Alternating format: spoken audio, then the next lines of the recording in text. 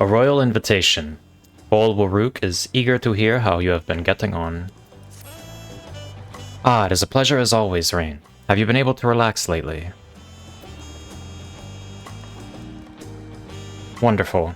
As busy as you've been, with the right of succession among other things, you deserve an opportunity to experience Tuliolal at a more leisurely pace. Sampling the tacos at Yuweyawata is one such way to do so. They're made the traditional way and laden with fillings, and are absolutely sublime. If you have an empty stomach, the owner, Brukivu, will look after you. Alright, we start with the tacos.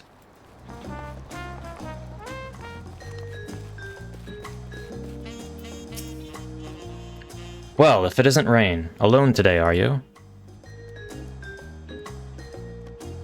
I see, I see. If you have a hankering for tacos, then they're on the house. Consider it thanks for everything you've done for Tuliolal. Go ahead and find a table. I'll bring you your meal as soon as it's ready.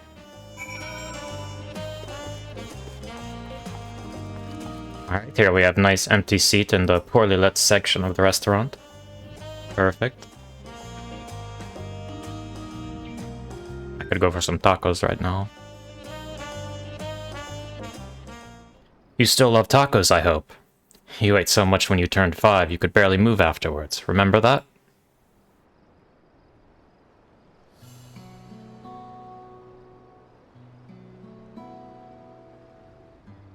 No, not really. That was 30 years ago for me. Right. Sorry. It's still strange for me, too. Just the other day you were a little boy, clinging to your mother's skirt as you set off for Yasulani. And now you're a man grown with a face full of hair. Even so, I knew you were my son the instant I saw you. We're still family, and you can always rely on me. He's his son, but they look the same age. His son might even look older. Relying. That feels like the only thing I'm doing right now. On you and everyone else.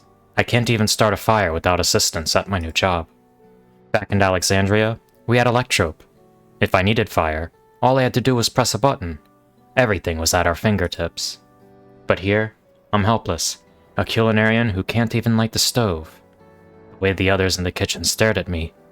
Gods, I'd never felt so embarrassed. I'm sorry to hear that. I'd been told the tales, but it seems life is really different within the dome. My wife and children, I was thinking I'd have them join me once things had settled, but at this rate...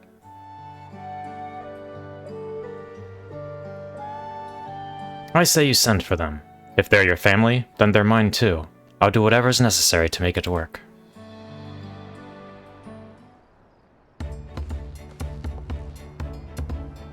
I didn't mean to overhear, but it seems you're having trouble readjusting to life in Tuliolal. I guess it's really hard to wrap your mind around this idea that...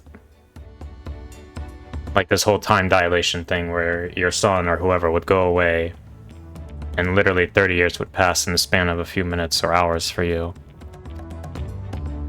Val Wuklamat.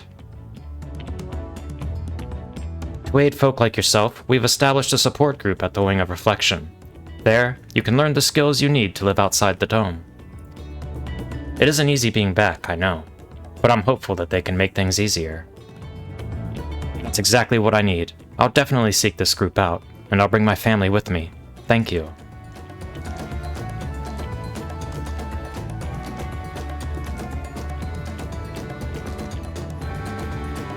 Oh, look who it is. I was just about to go and find you, Rain. You don't mind the company, I hope. I could use a bite to eat myself.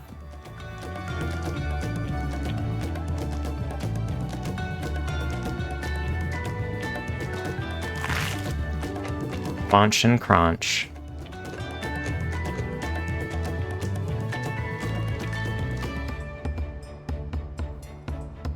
Ah, the tacos here never disappoint. So, what have you been up to lately? I've been exploring Tural with my trusty alpaca, I've been catching up on sleep, I've been making a name for myself at the Arcadian. Well, both of these two are true. I guess we'll go with I've been making a name for myself at the Arcadian.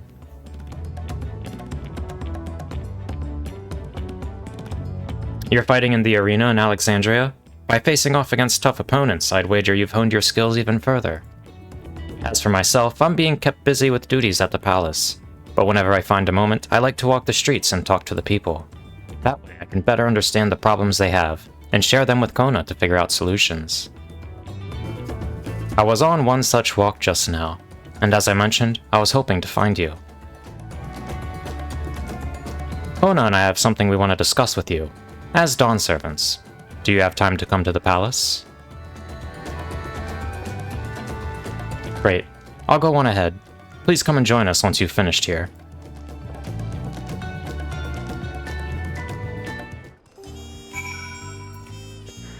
Alright, a royal invitation to the palace.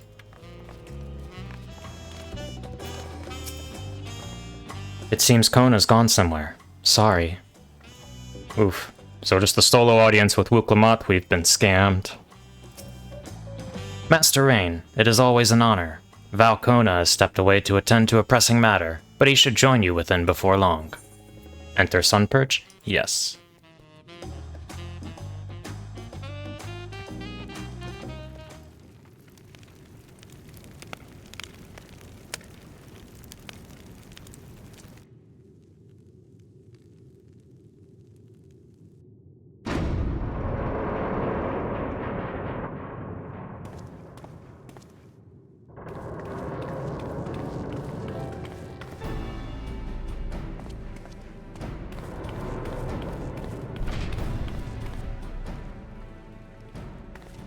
Okay, I didn't want to comment until I knew for sure that I would be reading this out loud, because I didn't remember if this one is voice acted or not, but still, 10 years plus into the game, we have the same background music for like half of the talking cutscenes. It's insane.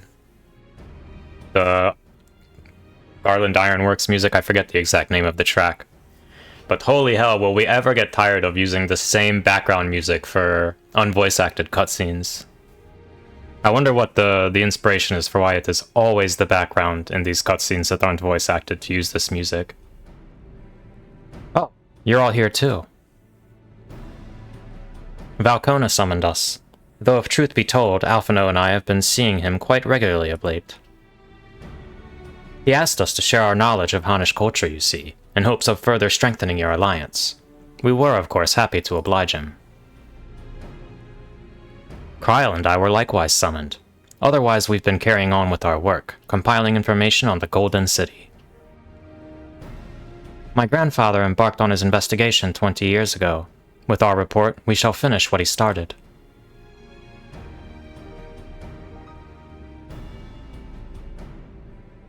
Lest you wonder, Thancred and Urianger have left to resume their tour of Tural. Y'shtola, meanwhile, is back to researching cross-drift travel. She was here just a few days ago to get Koana's permission to investigate living memory.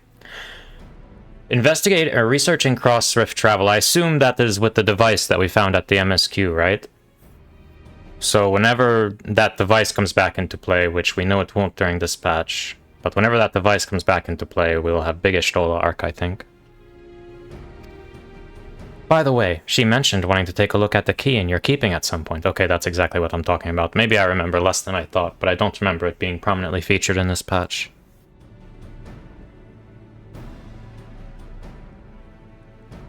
If the look she had in her eyes was any indication, I suggest you brace yourself for when she comes calling. You're like to be stuck with her for a while. As for Estinian, we know neither where he is, nor what he is doing. Some things never change.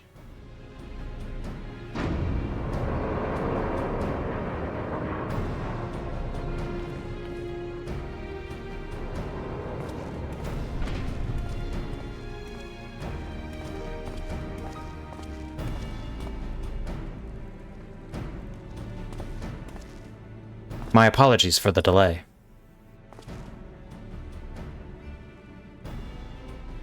Think nothing of it. We took advantage of the time to catch up.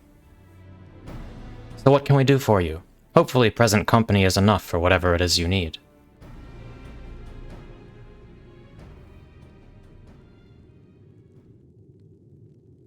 The matter for which I have summoned you pertains to Alexandria.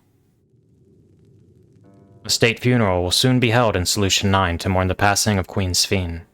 King Gulool Ja and his administration have invited us to attend.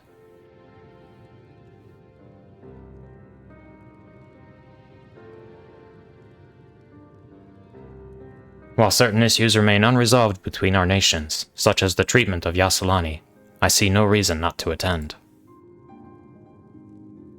For generations, the Alexandrians live without even the awareness of death. I wouldn't have expected them to have funeral rites still. Apparently, the members of Oblivion unearthed records of ceremonies that were conducted in the Alexandria of old. It was they who put forth the proposal that the Queen be thus honored. Leave it to that lot to think of such things. The people of Alexandria no longer forget the departed. They're being confronted with the idea of death for the first time. I suspect our friends wanted to do something for them.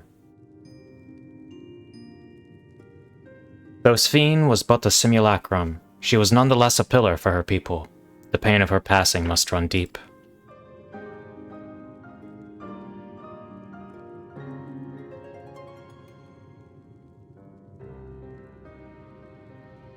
Indeed, a funeral will give Alexandrians the chance to come together to express their grief, that they might overcome it. I wasn't sure at first, but I've decided to go, not only to be there for Gulool Ja, but to put this chapter behind us.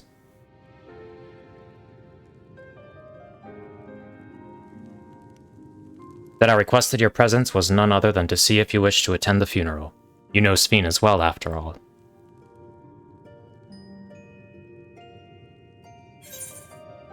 I think I should go too. Sometimes I wonder if there wasn't another way. That would be inappropriate. Sometimes I wonder if there wasn't another way.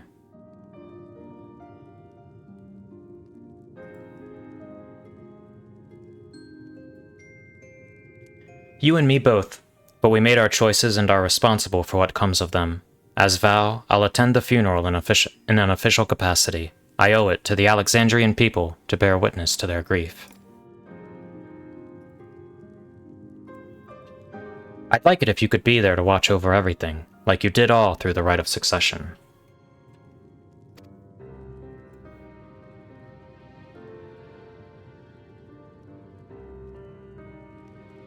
I feel like the rest of us should go too. Regardless of the reason, the fact remains that we deprived Alexandria of a beloved ruler. It's only right that we remember who Sphene was, to her people and to others, so let us stand with you. Then it's decided. Let's head to Solution 9 and look for Gulool Ja in the back room.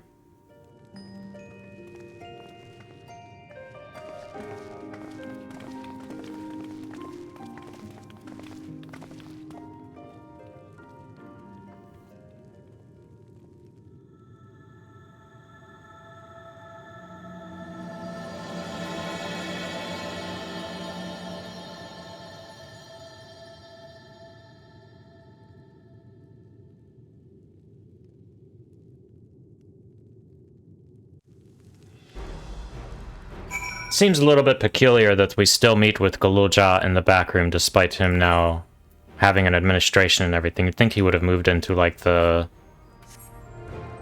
proper offices of Solution 9. Though I, too, would ideally attend the funeral, given the circumstances, I think it best that La Matia represent us. Besides, I need to be on hand to oversee the city's repairs, which is taking longer than expected. When that work is complete, we will finally look into installing new thrones. But to have Father's throne here still, it makes me feel he is close by. I'm quite happy for it to remain for a while. It is a pretty cool throne since it's, like, you know, severed in half. So many Jas and Jajas to remember. My old man brain can't keep up with it all. Just seems weird that Gulool Ja is still operating out of what was kind of like a rebel hideout before.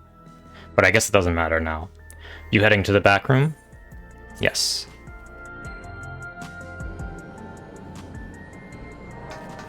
Alright, we got a few people we can check up with. Hey, you ever heard of the Rodina Consortium? I absolutely can't stand that lot, let me tell you. That's why I give the Nexus Arcade a wide berth. Even the residential district's too close for me liking, so I just crash here.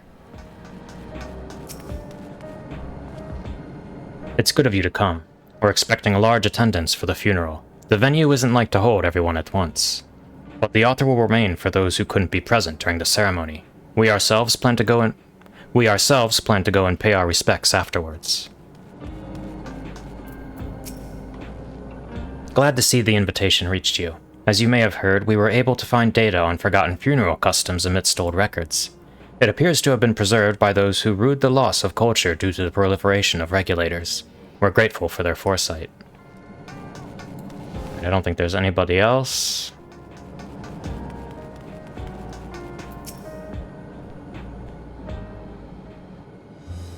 The taco stepper, I remember that.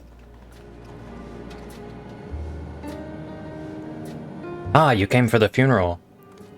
Of course. I'm the only one who will officially take part, though. The others will watch over the proceedings. So, how have you been? It's been a while since my last visit. I'm good. Shale is always teaching me new things. Recently, I've learned about Everkeep's systems and the mechanical soldiers. It's knowledge I'll need to use my authority. Properly. Studious as always, I see. By way of a treat, I've brought you gâteau au chocolat. It's a kind of cake. I think you'll like it. Gâteau? Thank you, Lamachi. Thank you for coming. I've never been to a funeral before, so I feel less nervous having you here. Out of curiosity, what's the custom in Alexandria? In our world, it's common to offer flowers to the departed. It's much the same here according to the records. Flowers will be distributed to all attendees. Considering that all the worlds used to be one, the practice of offering flowers may well share the same ancient origin. Fascinating, wouldn't you say?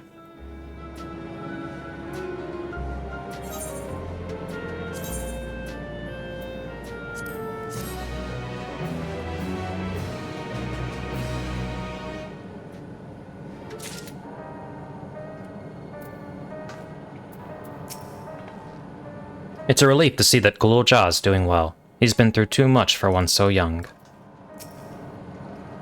From a group that plotted to undermine a tyrant king from the shadows to one that aids their fellow citizens in the open, Oblivion has come a long way. For the people to take it on themselves to organize and hold the funeral, it speaks to their enduring love for Sphene. While we proposed the funeral, the royal administration took on the brunt of the planning. One of their number can better explain what the ceremony will entail. Although I've been in the back room before, there was no time to see the sights. I should like to take a closer look at the equipment. Papa always said he didn't want a somber funeral, so we celebrated his life together with our victory. I'm sure he would have loved it. I like to think he was watching us from the world beyond, filling his cup every time we filled our own. Gulool Ja wishes to go and collect his flower for the funeral. Alexandria Mourns. The flowers are being handed out at Praxis Park. I'm thinking of heading over there now. We'll join you. There's a man I would like to speak with, Gosan. He was apparently Sphene's aide, and the one who sent us the invitation. Come on, let's go.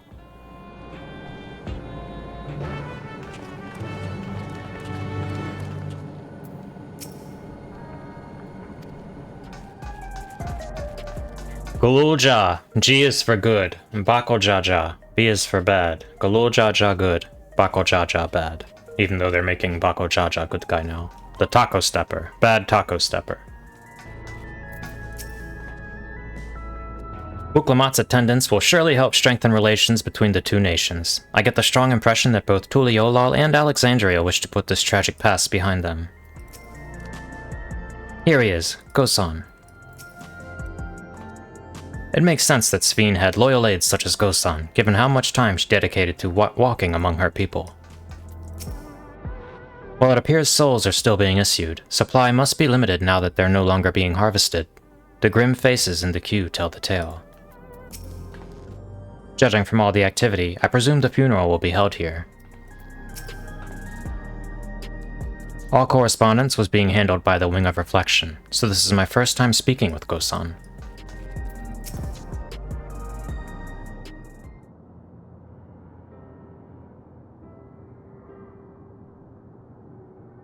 Why, you're... I'm Val Wuklamat of Tuliolal. Thank you for extending us an invitation to Queen Sphene's funeral. We are honored, truly. I'd seen you before from a distance, but never had the pleasure. I am Gosan, former chief aide to the Queen. Since her passing, I have been responsible for administering affairs of state. Can we get our flowers here? Yes, Your Majesty. The flowers are being handed out at the counter yonder, alongside the regulators. What? We need to wear regulators for the funeral? Rest assured they are not a requirement. We're aware your people do not use them.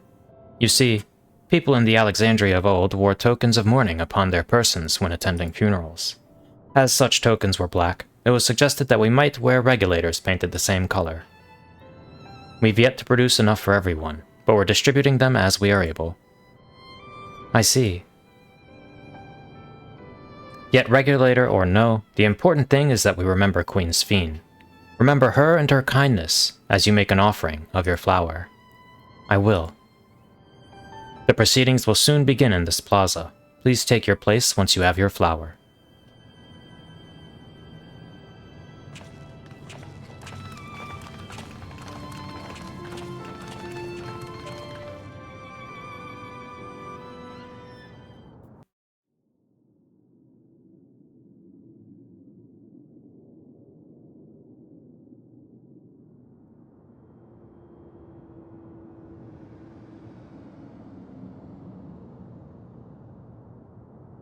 So many people, in such neat formations.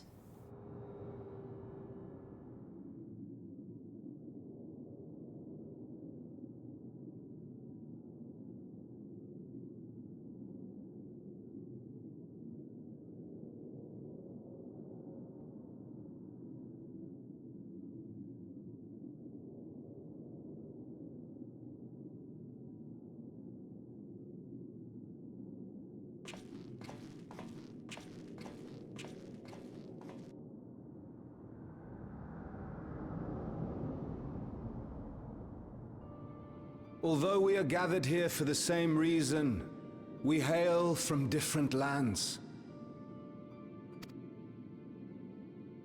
Some were born and raised in the Alexandria of old, while others came to us from Tuliolal. It was from this union of diverse peoples that a new Alexandria was born. The only home that our younger generation knows. How did we overcome the barriers between us? What moved us to join hands in common purpose beneath crackling skies? You know the answer. We survived. We thrived because Queen Sphene brought us together.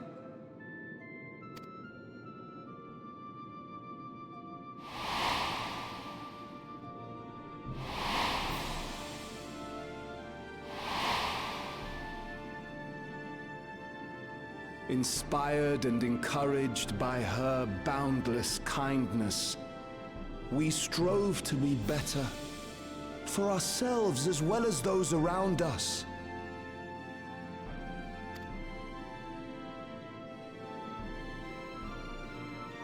And in Her Majesty's absence, there is a sadness beyond words. Yet we must. We will remember her. Remember all the good that she has done for us. So let us pray, as the people of the Old Kingdom once did, for the peaceful repose of the departed. And let us keep our beloved Queen forever in our hearts, that her memory might guide us unto the morrow.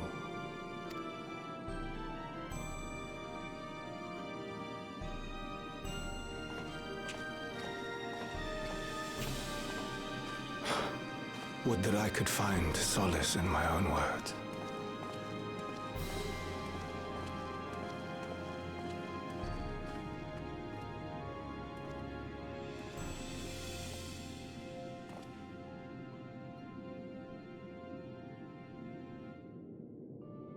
Why does this guy get to go first?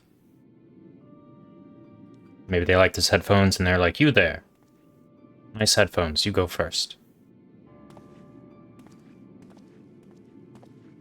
See, look, 3 out of 3 with cool headphones. I think I solved the mystery.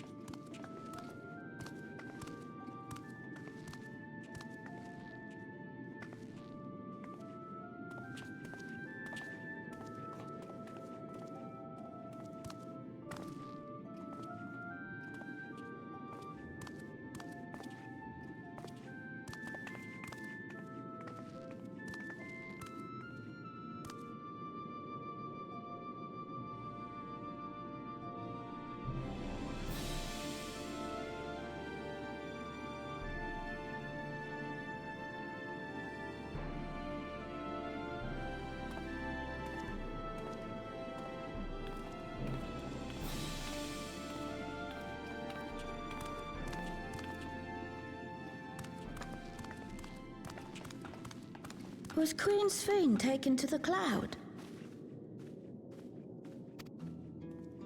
She must have been. To still remember her is strange, isn't it, darling? I miss her. She would always cheer me up when I was down. But even though I remember her, I'll never see her again. That doesn't make sense. It seems that's what it means to die, I'm afraid. But what will happen to us? Are we just going to be sad forever?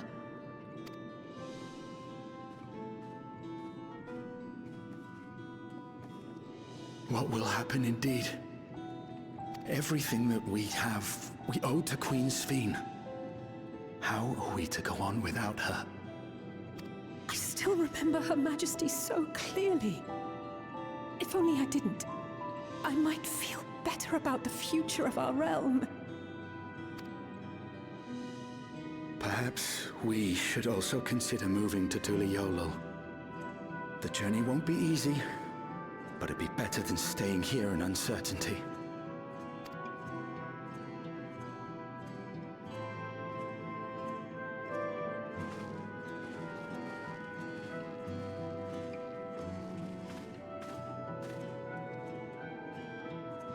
In times like these, I take comfort in the beliefs of a Turali people called the Yokui. To them, death isn't the end. So long as we're remembered, we never truly die. It could be the same for Queen Sphene, you know? If you keep her alive in your hearts, she'll always be with you. It's a very sweet sentiment, but I don't think it's what someone going through the pain of grief really wants to hear in that moment. But we still won't be able to see her, right? I don't want to think about that. I wish I could just forget instead of having to feel like this. Is it just me, or the cutscenes are a bit too quiet, huh? I need to turn up the volume from my regular playing volume so that we can hear these a bit better.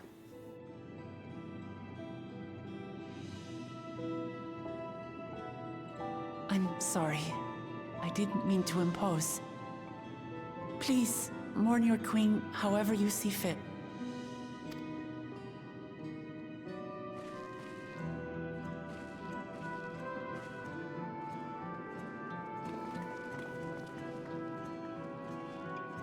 As expected, they struggle to come to terms with their loss.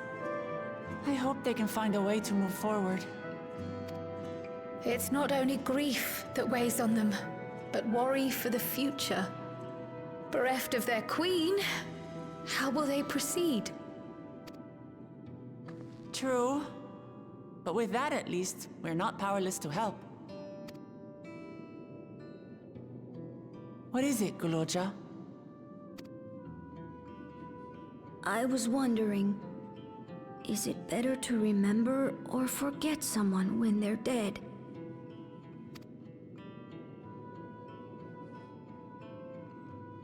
I remember my father, and every time I think of him, it hurts.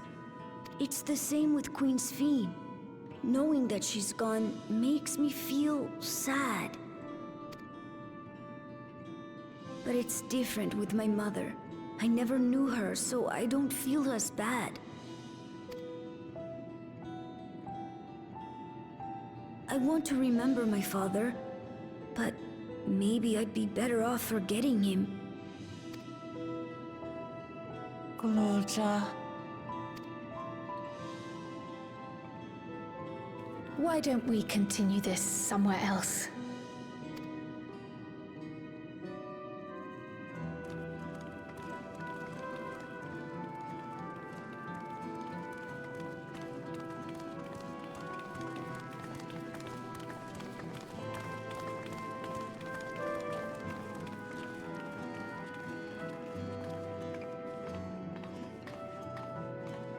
The transition on that was nice. The camera swing over to the altar, and then the zoom in.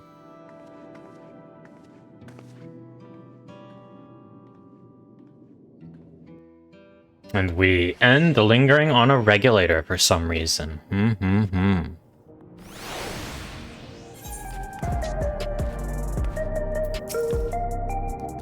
This seems a good place to continue our conversation. Simply leaving Alexandria won't solve all their problems, I fear. The problem runs deeper than that. I'm sorry, I shouldn't have brought that up. Seeing that child reminded me of myself, of how hard it was for me to accept that grandfather was gone. But that sadness is what gave me the strength to come this far, and I would never choose to forget it. Never. I hope the author can provide comfort to those who need it.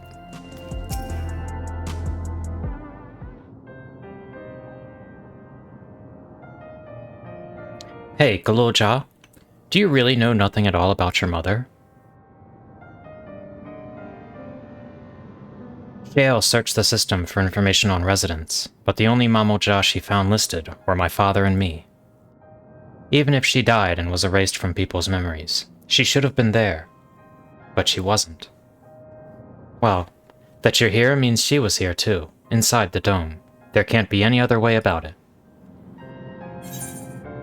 Perhaps we should try looking again. Do you want to know your mother?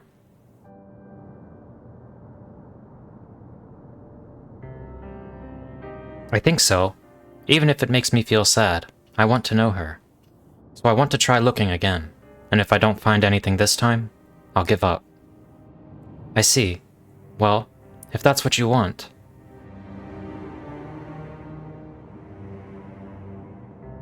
Then I'll help you.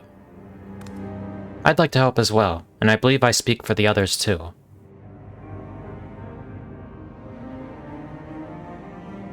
But I can't bother you with this. You already came for the funeral. We came here not only for the funeral, but to see whether all was well in Alexandria. We're not about to leave just yet. Besides, in seeking to learn about your mother, we're bound to learn about your father as well. By retracing the steps of this man who kept his own counsel, we may gain knowledge that can serve the people of Alexandria.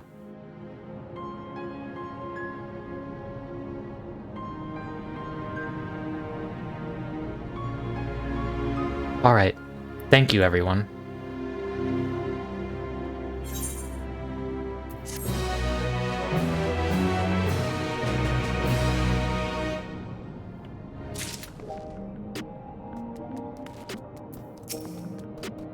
If no records remain of Gulool Ja's mother, then where do we begin our search? I understand all too well Gulool Ja's desire. For the longest time I found my own father's actions inexplicable. If this is what Gulool Ja wants, then I'll help him however I can. After all, we're family. We might learn more about my father too. I hadn't thought of that. Well, we know your father's a dick, so I'm not sure how much there is to learn about him at this point. I can very much relate to his feelings. I pray Gulool Ja finds what he seeks. Like, Zuraal Ja had so many problems with his philosophy.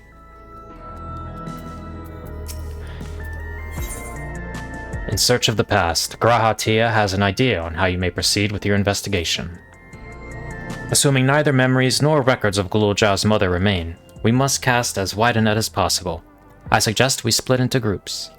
Rain, if you can make inquiries outside and the outskirts, the rest of us will do the same in Solution 9.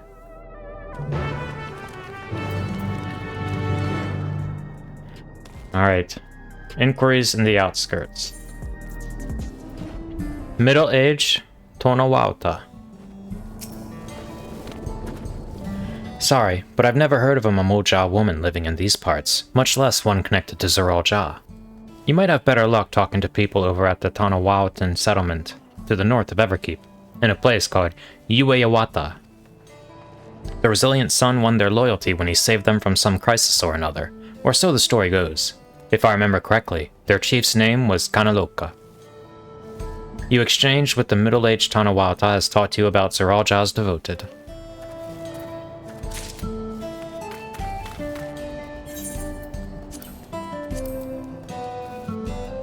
Notes concerning a settlement located in Yuweyawata, whose people are said to be fiercely loyal to their king. Alright, they're starting to throw the hard words at me. So far I think we got through it with our dignity intact, but we have a long way to go. Fresh-faced Yuweyawata. You're looking for a Gulool Ja woman? Oh, Gulool Ja's mother. I can't help you there, I'm afraid. I only know a little about Zuraal Ja, and then only what my father told me. He said that before the dome cut us off from the outside world, a vidraal had appeared and was terrorizing the region. In response, Zuraal Ja assembled a party of warriors, and with them confronted and felled the beast. It was interesting to hear of the king's feat in the past. You exchange with the fresh-faced Yuweyawata has taught you about a battle with the vidraal. Notes concerning a battle between Zuraal Ja and a mighty beast which occurred in Yasulani. Oh. Chari Shatona. A Gulool Ja woman. Their people have never been a common sight around here. Why, the last time I saw one would have been before the dome came down above our heads. She was among an entourage of Landsguard that was dispatched here. I assume they all returned to Tuliolal after their mission. But if any remained, I suppose they could have been trapped in here with the rest of us. Your exchange with the Chari Shatona has taught you about a Gulool Ja woman. Hey, that sounds relevant. Notes concerning a Gulool Ja woman who belonged to the Landsguard.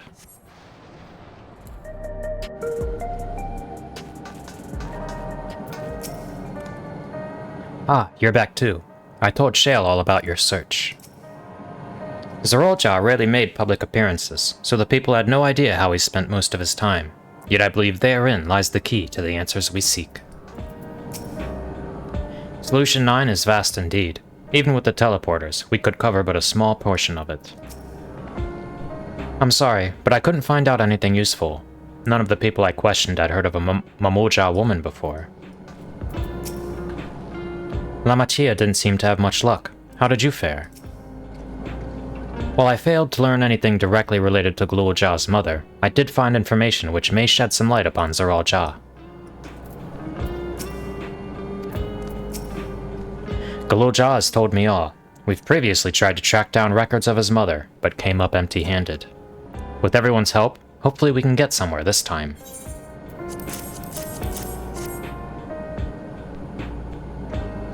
Ah, so you spoke with quite a few different people as well. Let's combine all our findings and see what conclusions we might draw.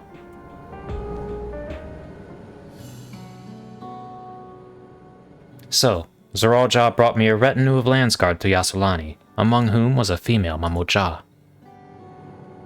His mission was to rid the region of a vidraal, and I believe it's safe to say that was the crisis in Yuweyawata he resolved. If some of his troops stuck around for a time, perhaps to assist the villagers with recovery efforts, then they could have indeed gotten trapped in the dome. We also heard stories about the settlement in Yuweyawata. People lived there until nearly a decade ago, and Zuraal Ja made regular visits. If he required secrecy, A location home to his most loyal followers would be ideal. And if this Zuraal Ja woman had remained there, they would have had occasion to come in contact.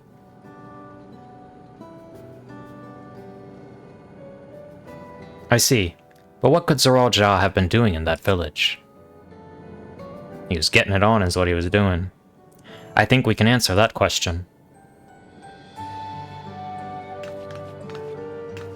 In order to retrace Zuraal Ja's steps, Raha and I spoke with a researcher who worked at Orogenics. Isn't it always so cute when she calls him Raha? He said that approximately 20 years ago, a number of his colleagues were transferred to a research facility outside Everkeep, per the King's direct order. This is the first I've heard of such a facility. Only Vanguard was believed to have been under the King's jurisdiction. It was apparently being used to develop a new kind of weapon, but I'm afraid that was all we could learn. It's plenty to go on. Even if the work there was classified, any materials and equipment needed would have been manufactured within Everkeep. So if we look into transportation records...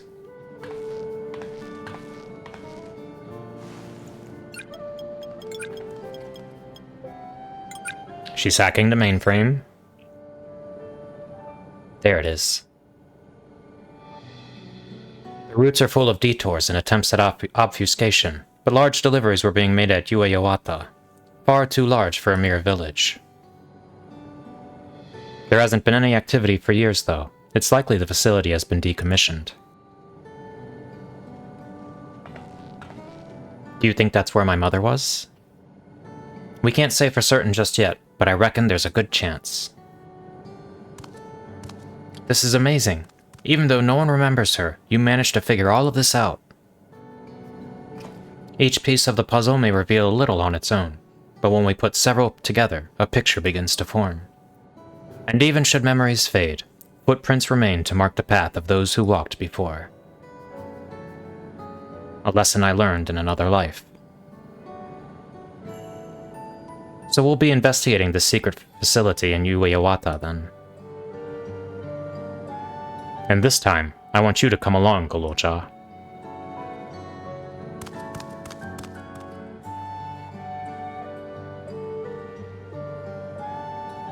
Yuweyawata is on the other side of the lake. To get there, you'll need to take a hover cargo from the Drift Downs. Alright, thank you, Shale.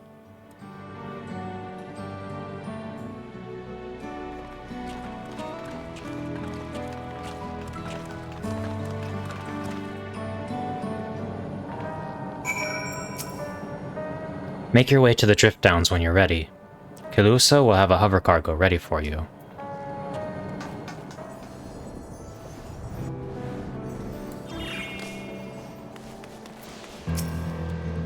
Weapons developed in secret with the aid of devoted followers. Nothing good will have come of this. The settlement in the outskirts. That was originally Tanawautan as well, yes? I wonder if Yuweyawata is similar to it. While the researcher we spoke with remembered that he had colleagues, he couldn't recall details about any specific individuals, not their names, nor what they were like. Someone would have noticed if Zuraal Ja traveled from the Drift Downs. I expect he utilized a flying vehicle. We've seen how much was changed for the part of Yasulani that's on this side of the dome. I wonder what it's like on the other. I'll remain nearby after dropping you off. Just let me know when you're ready to head back.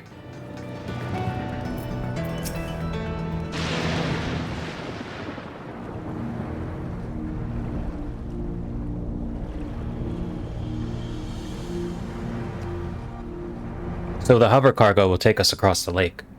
I've never been over there before. It's still inside the dome, so I don't expect it'll be too different from here. We'll likely encounter dangerous beasts, so the rest of us will go first. You follow when it's safe to do so, alright? Alright, be careful everyone. Hogger Carvo. That wasn't even a hard word to read, it is just my derelict old brain. I was thinking maybe I do Trust instead of Duty Finder, just for some extra flavor from the party members there, but I don't think there will be anything of significance. Yuweyawata Field Station. Before the dome appeared, in the northern region of what is now Heritage Found, a Tanawautan village was terrorized by a Tural vidraal. Zuraal Ja himself led the Lance Guard in an effort to quell the beast's boundless fury. Yet while the first promise returned in triumph, few know what became of the village and its people. In your search for clues as to the identity of Gulool Ja's mother, you learn that Zuraal Ja visited the region many times over the years, and that it may be home to a secret research facility. And so you and yours attempt to retrace the King of Resolve's steps and unearth a buried past.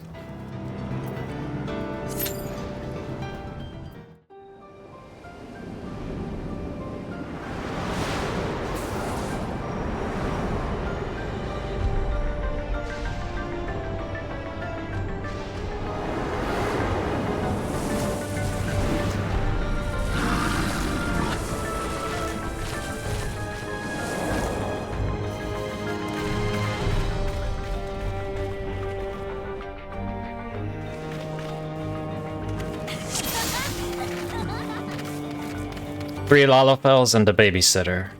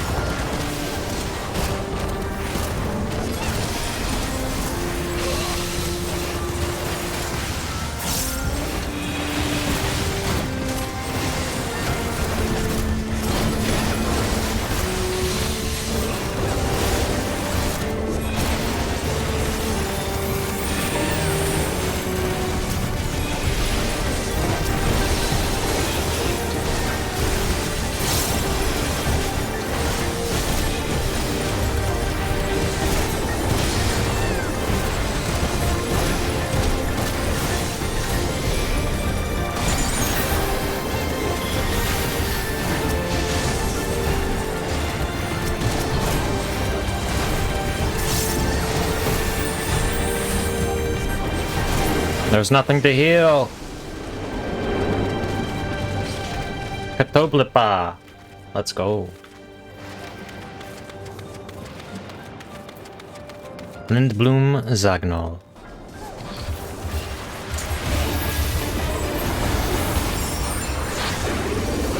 Yeah, Bobby's stealing all my heals. Leave some healing for me, Bobby.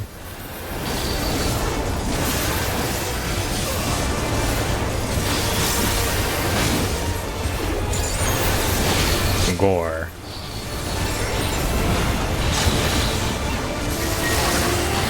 I forget what this boss does. Something with this big ass rock, that's for sure.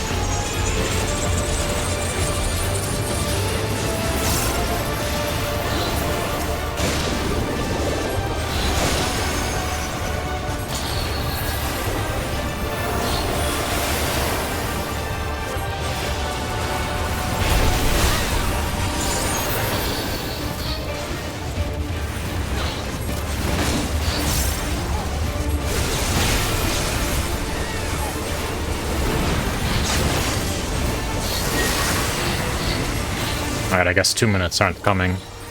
Oh, there they are.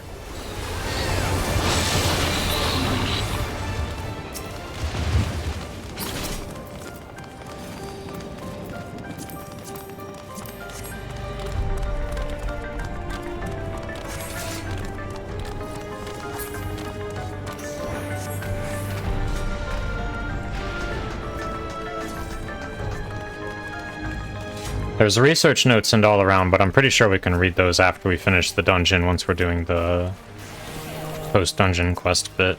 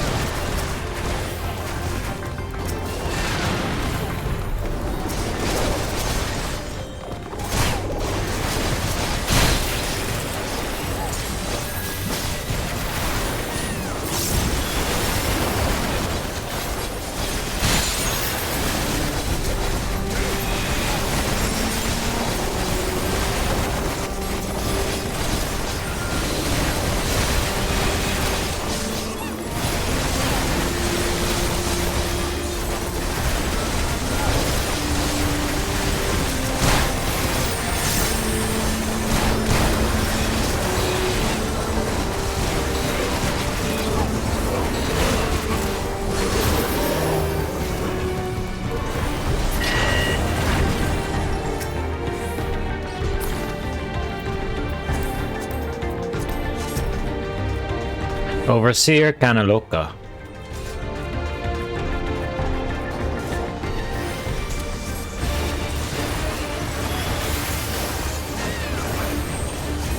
Dark Souls?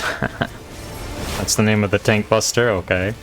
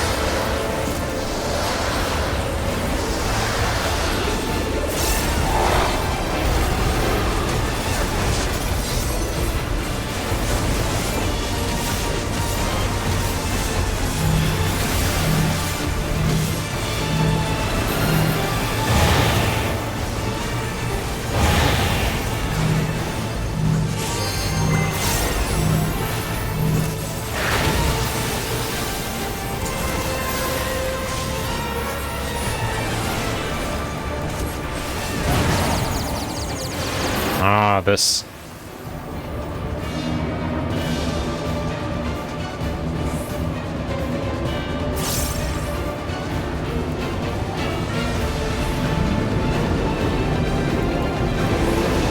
At least he's not targetable during all of that.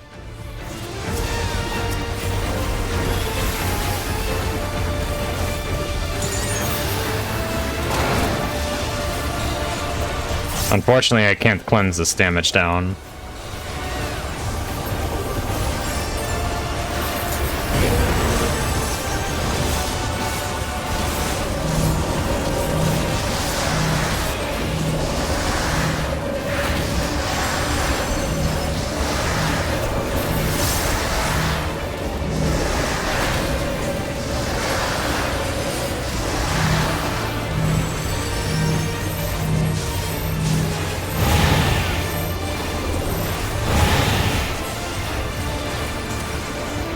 But the temporary misdirection mechanic's not too bad. You only have to do it once, right?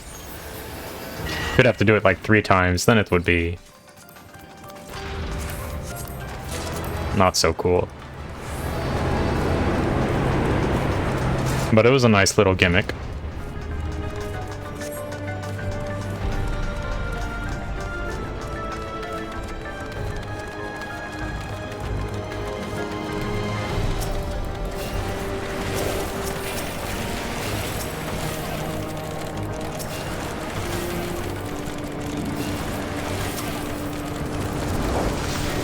Can I target? Jesus Christ.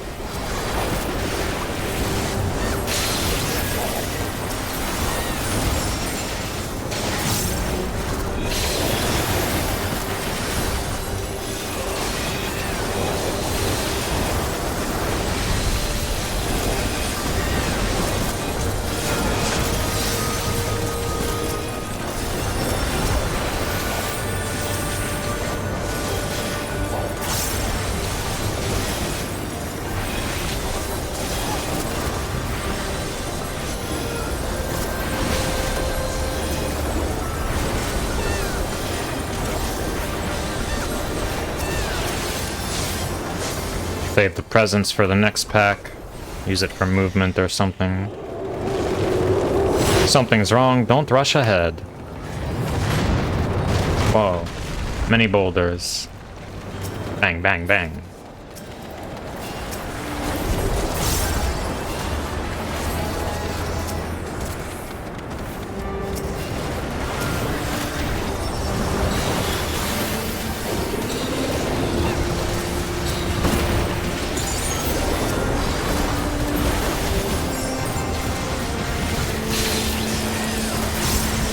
This is a waste of the stun, but I've got presence. I'm just gonna maximize the holies, never mind the mitigation. I got enough heals that the mitigation isn't super important.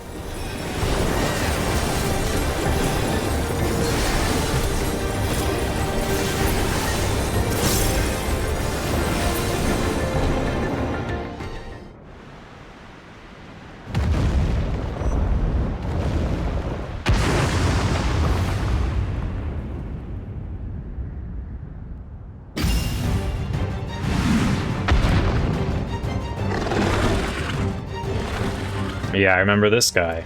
Vidraal Nunipiatti.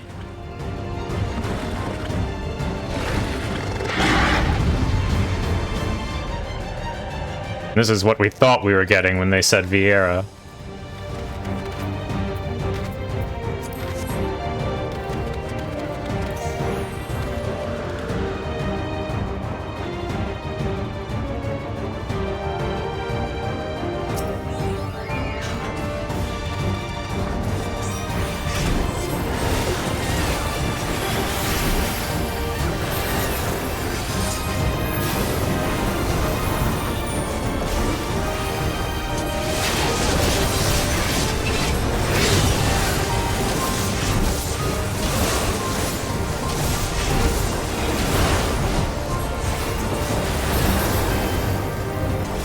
Leporine Loaf.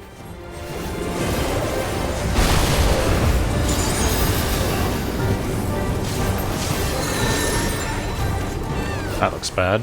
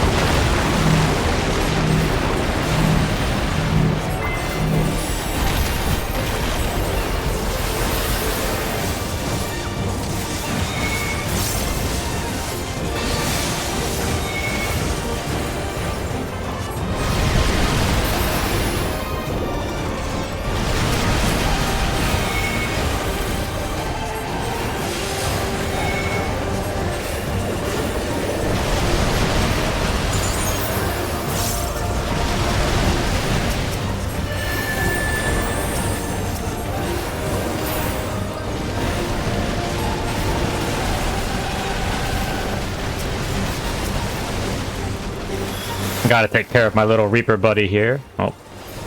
Don't want to be in the crater. Looks bad.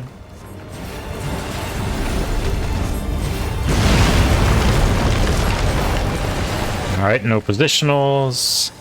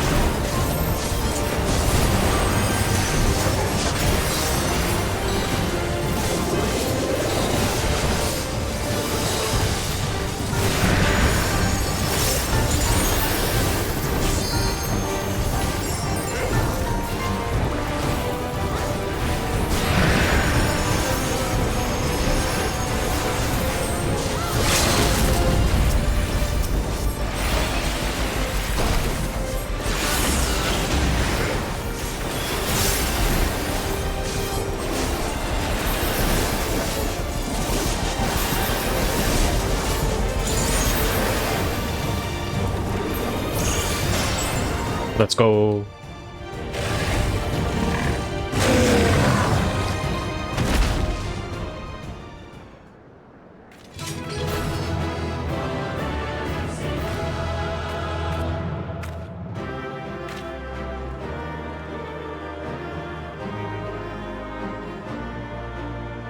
I think not a bad dungeon.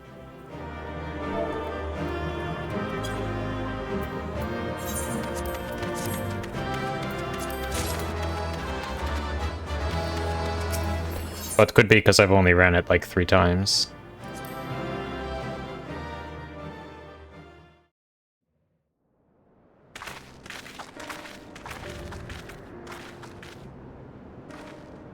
For all the talk of my brother felling this beast, he only imprisoned it, like Valiarmanda. From what I could tell, they sought to transfer people's souls and memories into bestial vessels at that facility. The Tural vidraal explains the need for a remote location. It was doubtless their prime subject.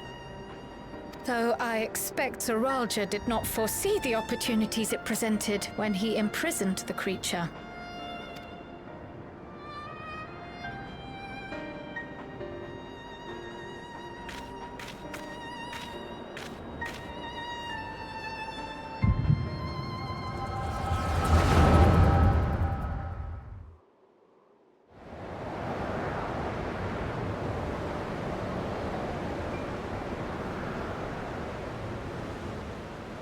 And so, in order to prevent the breakdown of the individual, I instead seek to transfer their soul into the body of the beast. This would allow one to wield the power of a Tural vidraal. In theory, our initial experiments will involve lesser creatures. But in time, I am confident we will be able to bring even the mightiest under our control. So under the guise of doing something good for... I forget how to pronounce the name of this area. But under the guise of doing something good for them, Zuraal Ja imprisoned the Tural vidraal with hopes that he would be able to impart his, or probably someone else's soul into it in order to harness it as a weapon. And what becomes of those who offer their souls? As they won't be able to return to their original forms, we must consider them lost. But the sacrifice will be worthwhile, for the army you stand to gain will far surpass any composed of mechanical soldiers.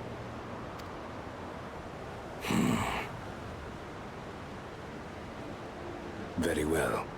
Recruit volunteers and begin at once. Thank you, Your Majesty. I shall return to the observatory and see to the necessary preparations.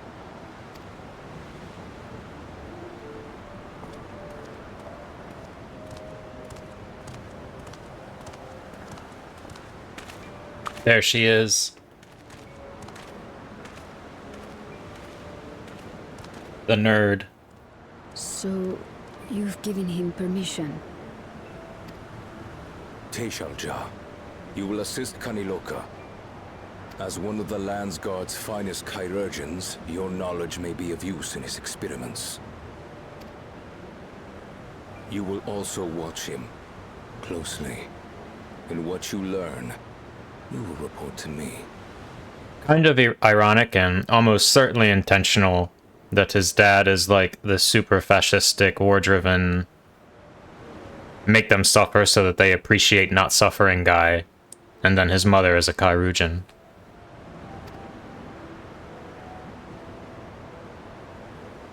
You object to his project? Or are you incapable of performing this duty?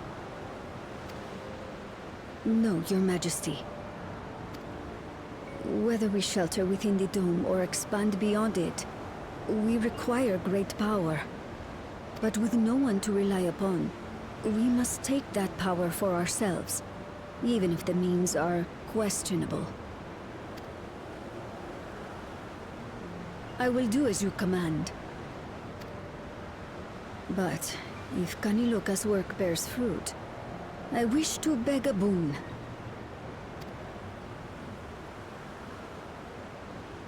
What do you desire? Something that I had accepted I would never have in Tuliyollal. That I believed would forever be beyond me. That it was foolish to covet. But here and now, it is close. So very, very close. He wants a little lizard baby.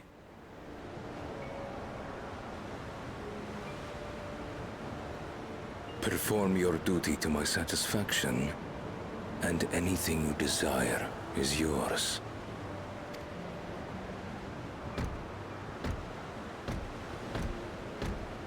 That which I seek does not lie within this dome. Here, I cannot prove the miracle. But if what you seek is at hand, then you may claim it, for it has no value to me.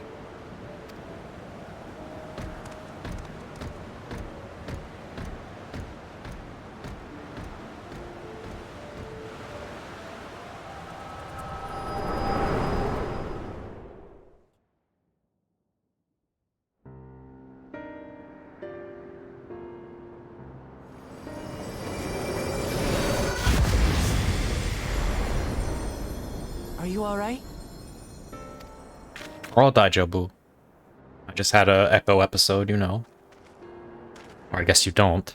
It's a thing that happens to us. The Scions, that is. Zuraal Ja. Could she be my mother? Like the people in the outskirts said, few Mamulja lived in the Yasulani. I can't imagine many other Ubigo women were trapped in the dome. That being the case, she could well be the one. This observatory Kanaloka returned to, could it not be part of the research facility? We might learn something about Zuraal Ja there. That's where we're going next then.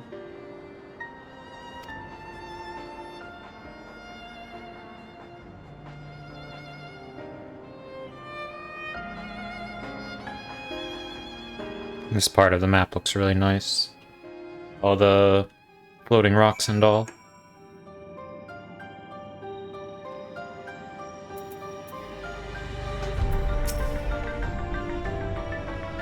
Now that the danger is behind us, it started sinking in just how unsettling this place is. Hard to believe it used to be a village. That you should be able to peer into the Tural Vidral's past. I wonder what that implies for the beast's consciousness while it was sealed away. It seems this Kanaloka was in charge here. From your recounting, he was quite dedicated to Zuraal Ja. The villagers were likely monitoring the imprisoned Tural Vidral at Zuraal Ja's behest, and at some point, they became involved in the research of souls. Zuraal Ja, you said her name was? I wonder what her story is. I wish I could see into the past like you. Then I could see people who are gone. Because there aren't any other Mamulja women here. For a long time I couldn't even imagine what my mother looked like. But when I visited Tuliyollal and saw some, I was finally able to picture her in my mind. And one day, I hope I can see what she actually looked like as well.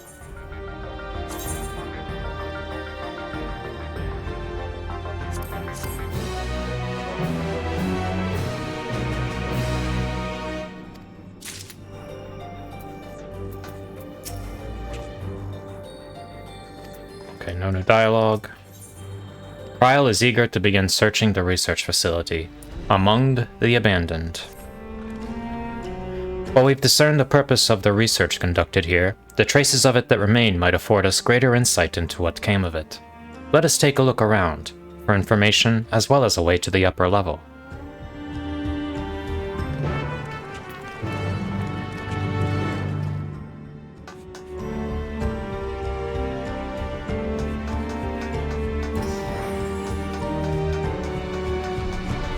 The Kanaloka Corpus.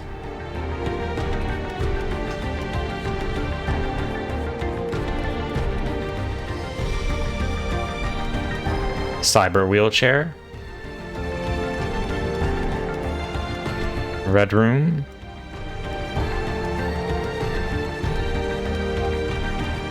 This one has the dead body.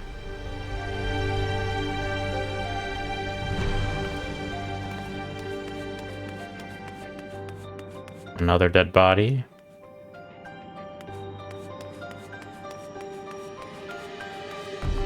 Another cyber wheelchair.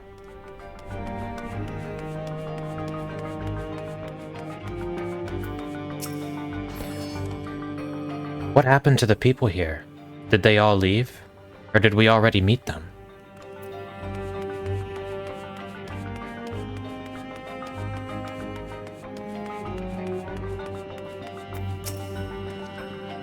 To think that people actually volunteered their souls for these experiments.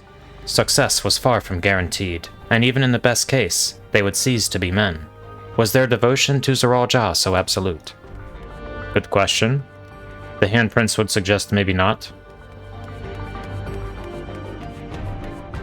But there doesn't seem to be conclusive evidence in one direction or the other. It won't open, and I don't think it'll yield to our shoulders either. We'll have to do it the old-fashioned way and find the key.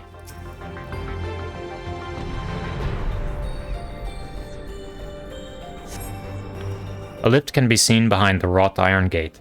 As sturdy as it appears, the gate will likely resist attempts to force it open. A security panel is nearby. Perhaps a verification key will open the way.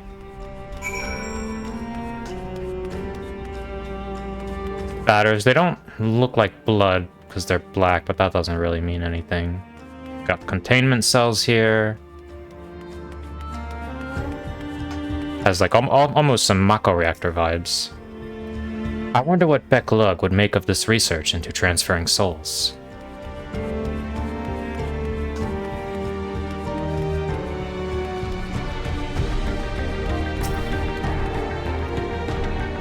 The researchers likely move between the upper and lower levels. Perhaps we can find a key among their belongings.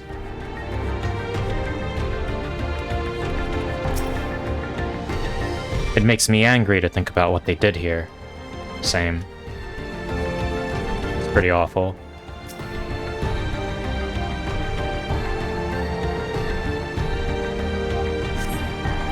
They're recruiting volunteers for a new experiment. I know I'm not as bright as the others, but they wouldn't laugh at me if I was stronger than them. This might be my chance. Soul transferred a few days ago. I can write. Can write good, yes. I am good. Very good. Getting hard to control strength. Today bit offhand of feeder. Cannot help it so strong. Hungry. Always hungry. Cannot control. Eat. I must eat. Am eater. Must eat. You find nothing that resembles a verification key. Perhaps you should search elsewhere. Bit off the hand of the feeder. Well, I guess feeding, war weapons is a shitty job to have.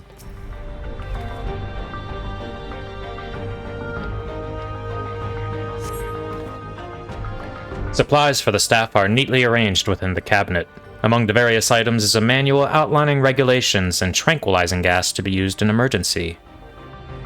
You dig deeper and find a verification key. Perhaps it can be used to open the iron gate.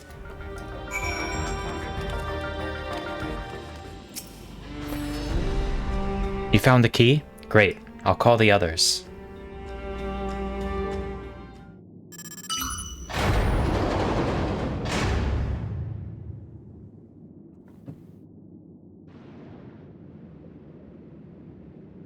It seems the key can be used to operate the lift as well.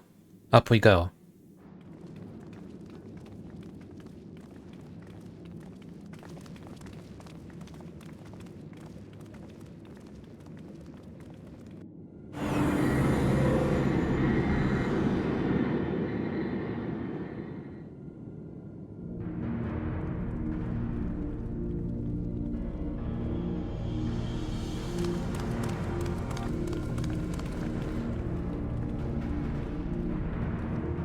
So this is the observatory.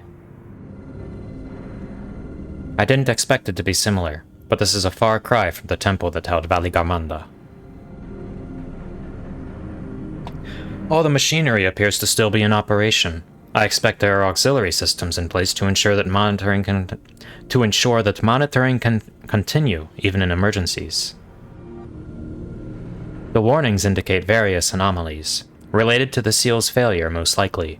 For a blessing, we managed to fell the beast before it could cause harm. Right then, let's see if we can find some clues about Gulool Ja's mother.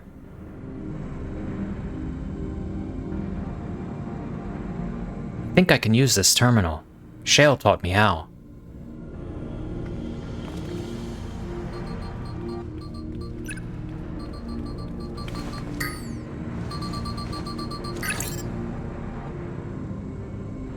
There's so much data. I don't know what we should look at. Perhaps we can narrow down the search by inputting the name Zuraal Ja.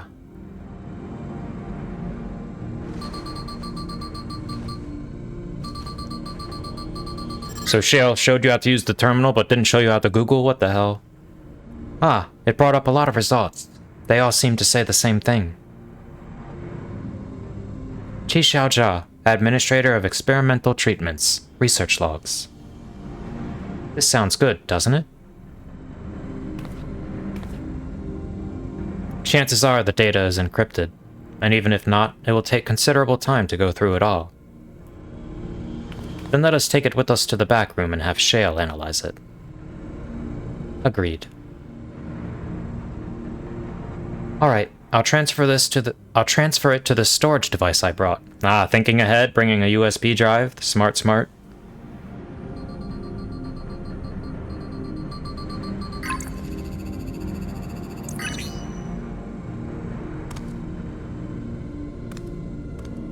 There, it's finished. Thank you so much for bringing me all the way here, everyone. If you're happy, then so am I. Besides, I was able to learn more about my brother as well. It was a fruitful adventure for the both of us.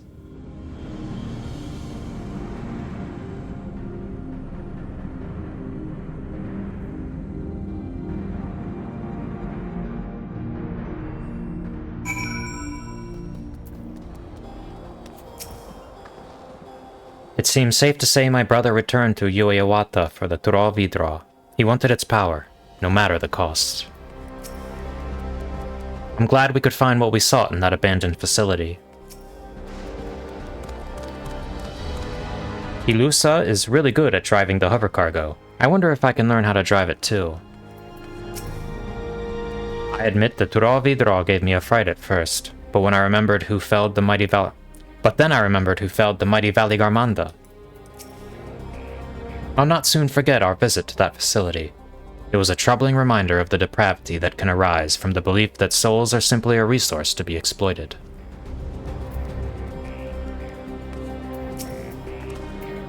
And here we are. The authorities will doubtless wish to be informed about the facility and its contents. But first things first, let us deliver the data to Shale.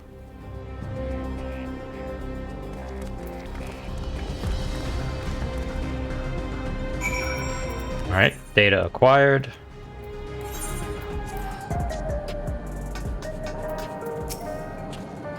You've found information on Gulool Ja's mother? You lot never cease to amaze. Having now spent some time in these harsh environs, I feel I have a better understanding of how much of a steadying presence Sphene was to her people. Gulool Ja had no trouble keeping up during the outing. He really is his father's son. It was Shale who gave me the storage device before we left. She said that we'd probably need it, and we did. I've been thinking, it may behoove us to learn how to use the various devices found throughout Alexandria. Better late than never, after all. From what I can see, things haven't changed much since the funeral. People are still listless like before. The data will be in good hands with Shale. Welcome back. Gulool Ja has already given me the storage device. There looks to be a wealth of data, all of which is encrypted, so I'll need time to process everything. In that case, Alice and I might take ourselves around the city and check on the people. Aye, their mood has us a bit worried. I don't know if there's anything we can do to help, but we'll see.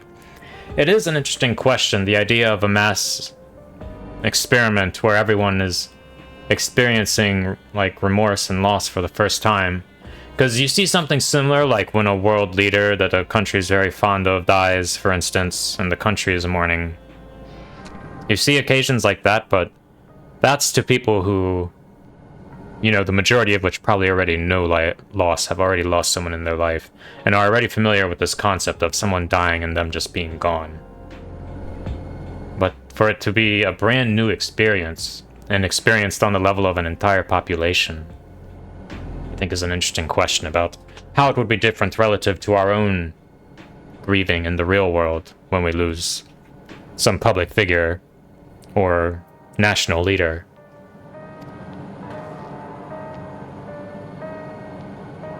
Understood. I'll let you know as soon as I've finished my work. Thank you. We'll see you again soon.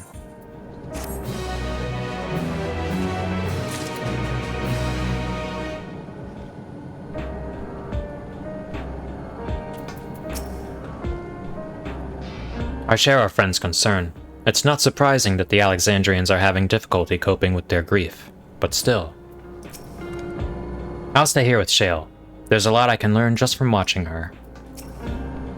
Decrypting files isn't the hard part. It's when the number of digits in a password is unknown that the long nights begin. I met some members of Oblivion on my way back here. They themselves were returning after having paid their respects to Sphene. I suspect the Alexandrians' plight reminds Alphino and Alice of the Garleans. Little wonder they feel compelled to assist in any way they can. Guidance of the Hhetso. Geode's concern is writ plain upon his face. Alice isn't wrong. The mood out there is still grim.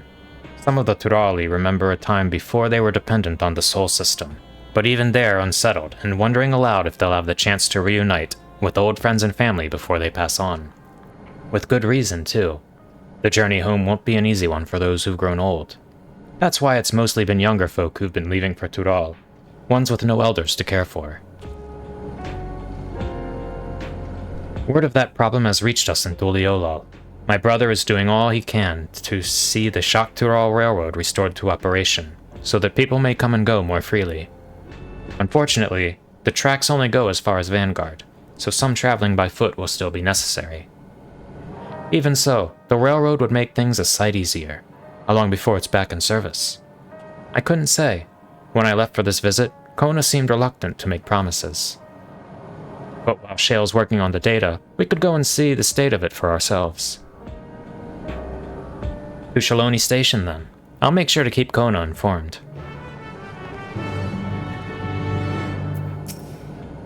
Let us know if there's good news concerning the railroad. We can disseminate it through our network and hopefully put some minds at ease. Say hello to Koana for me. You'll have plenty of time while I work on this. Trust me. I would be astonished if they were able to restore railroad service so quickly. The locomotive was nigh obliterated in its collision with the dome. I remember that when we turned the train into a bomb and slammed it into this bad boy. Raha and I will keep an eye on things here in your absence. That was good times. Still no dialogue from Genold? Nope. He's really going on and on about this Rodendia Consortium. Alright, so we've pretty much finished up the Alexandria arc of this MSQ, if memory serves. We will touch on it again a little bit at the end. But now we go on this weird Koana developing tangent with the rroneeks. I filled Koana in. He asks that we continue to support the Alexandrians as best we can. Operations are still suspended, but we're trying to remain optimistic. It's good to see you looking well yourselves.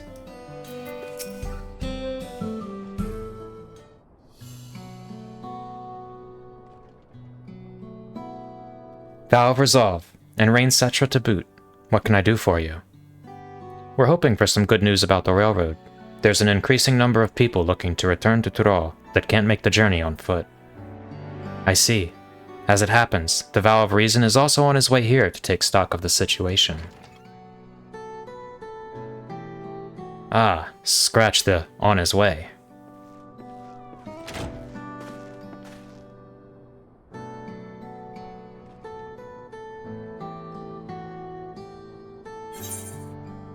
Looking good, Aaronville? Gasp! Did our little Bun Bun finally outgrow his old clothes? Little Bun Bun. He's not gonna like that. Stop that. As you well know, my previous attire was that of a gleaner, and I have chosen a different path. It was time for a change. Same backpack, though. You're here about the railroad, too?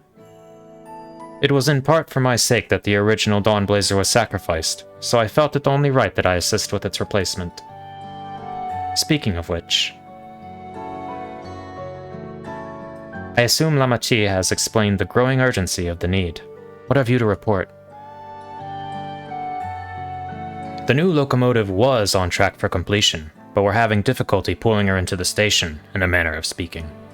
You see, when we used the Dawnblazer to get into the dome, urgency outweighed all other considerations, but now we're back to our original problem: how to run the railroad without upsetting the inhabitants of Mewahetson. That one always gets me. That is, the rroneek. Though the Hhetso that follow them are none too pleased about their Hhetso being spooked by the noise of the locomotive either. The solution I've devised is to quieten the railroad. Should address that complaint. But a silent train presents a different danger. The rroneek will need to be deterred from wandering across the tracks.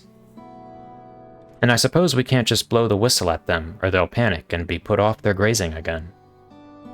Weren't the rail routes plotted to avoid the rroneek's preferred grazing areas, though? It's odd that they're getting so close in the first place. The rroneek's grazing patterns have shifted since the tracks were laid. I am not certain why, but I intend to ask the people of Mewahetson for their insight. As a major proponent of the railroad, I have a duty to assist in this matter, and I too would hear what the Hhetso had to say about it. They are the ones most affected, after all. I believe it would be best to begin by consulting their leader, Hhetso. The rest of you can accompany us to the Hhetso encampment if you like. Alright, now we're getting into all of the names I can't pronounce at all. Things are about to go off the rails, no pun intended. For now, we'll continue work on the silent locomotive as planned. Here's hoping that whatever you come up with won't require a total overhaul. It's only recently that the rroneek changed their grazing patterns. They didn't stray so close to the tracks before. Okay, speak with Hhetso.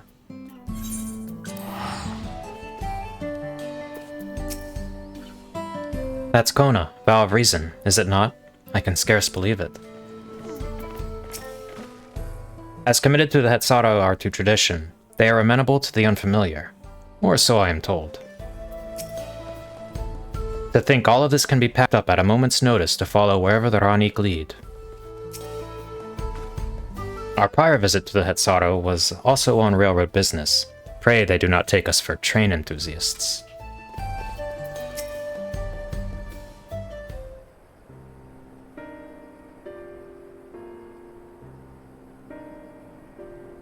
Vow of Resolve, Vow of Reason, I bid you welcome to our camp. But what brings you all the way to Mewahetson? I thank you for seeing us. Our visit concerns the matter of the Xak Tural Railroad.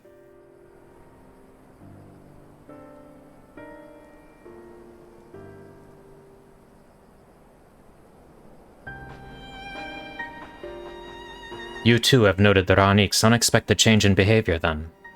My son Hhetso has been looking into this matter. Hhetso? Normally, we'd expect the rroneek to keep to their favored grounds nearby for a while yet, and despite a thorough search, we haven't found anything wrong with the quantity or quality of the grazing in Pyaryonen and Yaotanan. Yet they refuse to keep to where they usually would, instead pushing westward, toward your railroad. I certainly see no cause for this unseasonal migration. Nevertheless, should they continue to move west, we will follow. As any true Hhetso would, I suppose. As you may have surmised, I am of Hhetso descent. My parents traveled with the rroneek as well, though I myself have no memory of the experience. I was left behind as a babe, you see, during such a migration. One of many sacrifices necessitated by a nomadic lifestyle, I am forced to assume.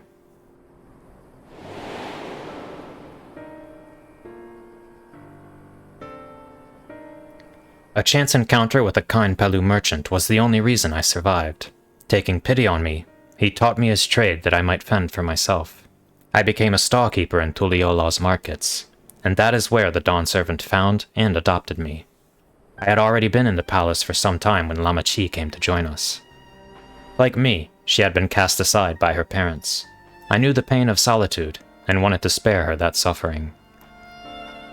As this tiny child's new brother, I swore I would always be there for her. How sweet.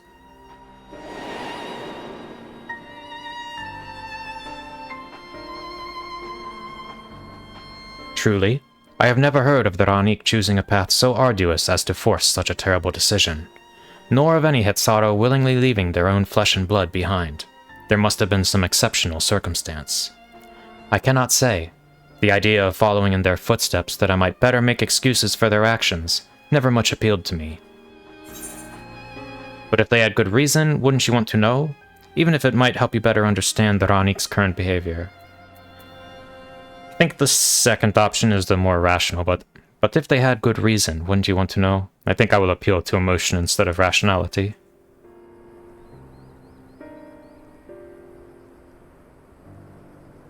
As is so often the case, you are correct. Though my discomfort with the Hhetso way may arise from fear of reopening old wounds rather than blind fervor for innovation, it would nevertheless see me repeat past mistakes. And to refuse to learn one of our country's treasured traditions would make me a poor Dawn servant indeed. Please, teach me of the rroneek and what they mean to you. I promise to listen with an open mind. We would be delighted. In the meantime, your companions are welcome to look around. Will you learn of the Hhetso culture with me? I should like to approach this with the fervent curiosity that you and my sister share, but it would be useful to know whether I am, doing it correctly. Then it's settled. You'll learn more of the rroneek, and we'll have a look around the plains, and perhaps, in the process, we'll find the answers we seek.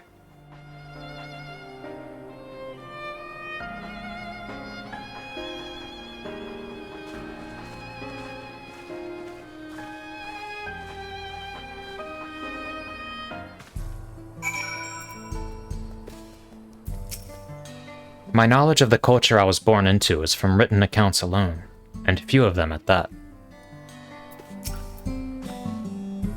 It will be a joy to share our traditions with the new Dawn servants, as we once did with Gulool Ja. The quickest way to learn about our way of life is to do as we do. I hope you're not above manual labor. I am not the most experienced, I'm ashamed to admit, but I shall put forth every effort.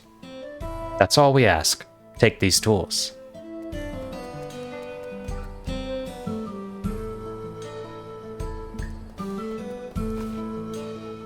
Now, introduce yourself to anyone who looks busy and ask if you can help. They'll be happy to teach you what to do in exchange for another pair of hands to do it.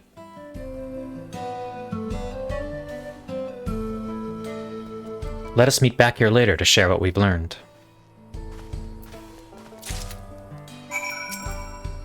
Truth be told, we don't get many visitors keen to learn about our way of life. Anyone around here will tell you whatever you want to know, and then some. It will be a joy to share our traditions with the new Dawn. Okay, that's a line we read before.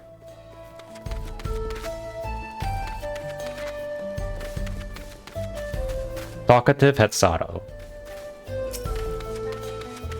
Did we get a key item, by the way? A box containing bone needles, sinew, scraps of hide, and other helpful mending accoutrements. I'm afraid I've finished with my tasks for the time being, but since you're so eager to learn about our way of life, why don't I tell you a bit about our migration customs? If you're here, you likely already know that the rroneek are our Hhetso, our guides, that we travel with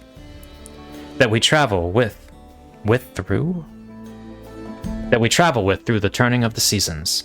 We trust them to lead us to fertile lands with all that we need to survive. But you may not know that sometimes the herd splits into two, bound for different paths. On those occasions, we Hhetso must also part with half of our number. You may think it a strange and stressful custom, but over the years, it has seen us visit new lands and broaden our horizons as a people. This, too, is the wisdom of the Hhetso.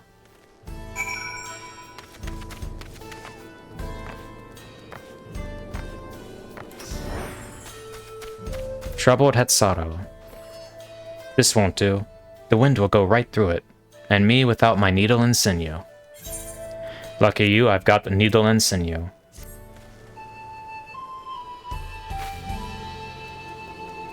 Oh, these are precisely what I needed. I should be able to patch up the covering now. Given how often we pack up and reassemble our tents, they're bound to get the occasional tear. Fortunately, the rroneek hide they're made of is durable enough that we generally needn't worry.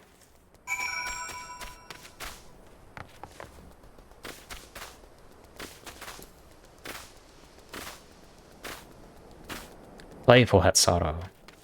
You must need a brush. You're learning about the Hhetso way of life, are you?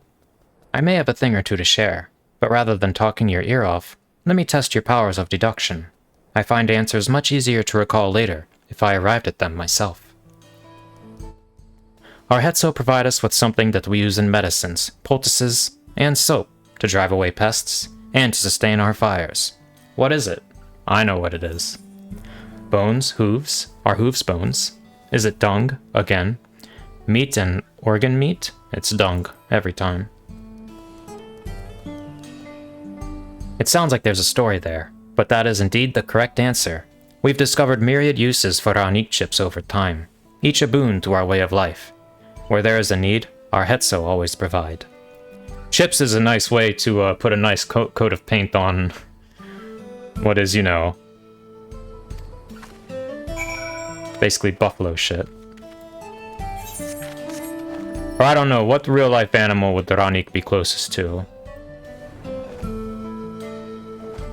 Maybe Gwen has a good answer for this one. Bon Hhetso? You're here to help? Well then, why don't I show you how to care for a rroneek's coat? Go ahead and run your fingers through it. Gently now. Bison. Seems like a good answer. As you stroke the rroneek's coat, you note that many portions are shaggy and tangled. This one's fur is a bit overgrown, but a good brushing should thin it out. Would you like to give it a try? You'll need the right tool for the job, mind you. A comb of the type you're used to would just get lost in the tangle, like as not. Fur brush, a sturdy brush suitable for grooming even the fluffiest of rroneek.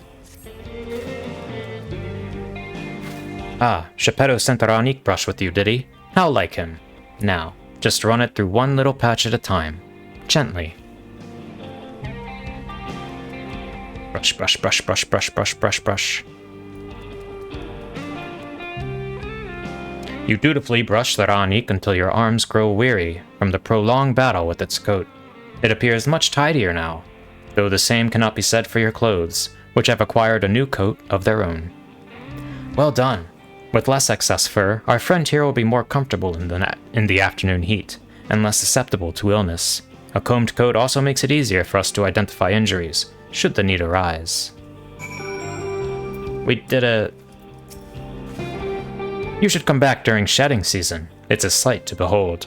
But thanks to the Hhetso's prodigious coats, we never want for clothing and blankets.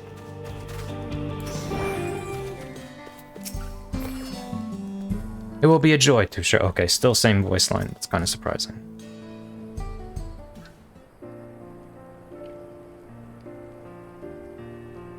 You smell of the grass and the wind, which is a good thing, I promise.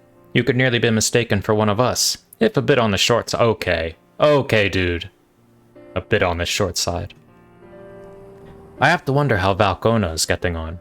I assume he would be reluctant to get his hands dirty, but it seems his wish to understand us was sincere.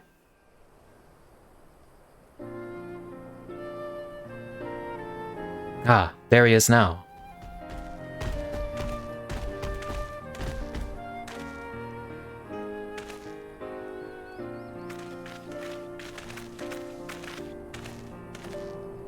Apologies for my tardiness. I was tasked with grazing a rroneek, and ended up rather far afield.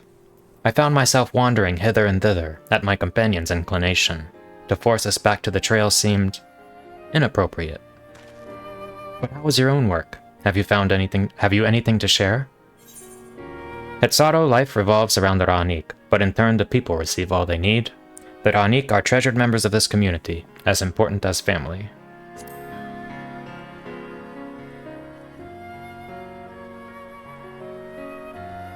Yes, I feel the truth of this myself. While I was hesitant to leave my fate to the whims of the Hhetso rather than tread man-made paths, I arrived where I was meant to be all the same. Mine is not the only way, though at times I lack the experience to know otherwise. My inability to conceive of how a decision might be right does not mean that it is wrong. My parents had a duty to the rroneek, as they did to me, and so I wonder if their leaving me behind was not so selfish an act as I once believed.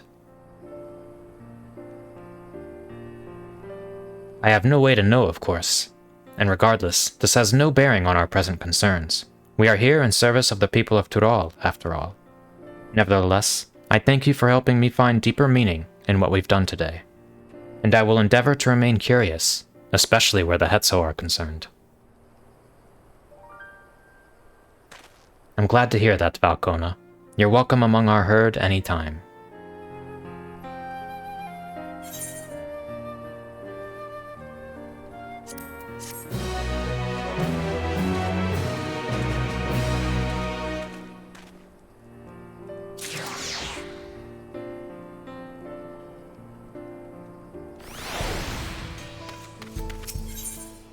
The warmth of family. Koana appears loath to part from his rroneek companion.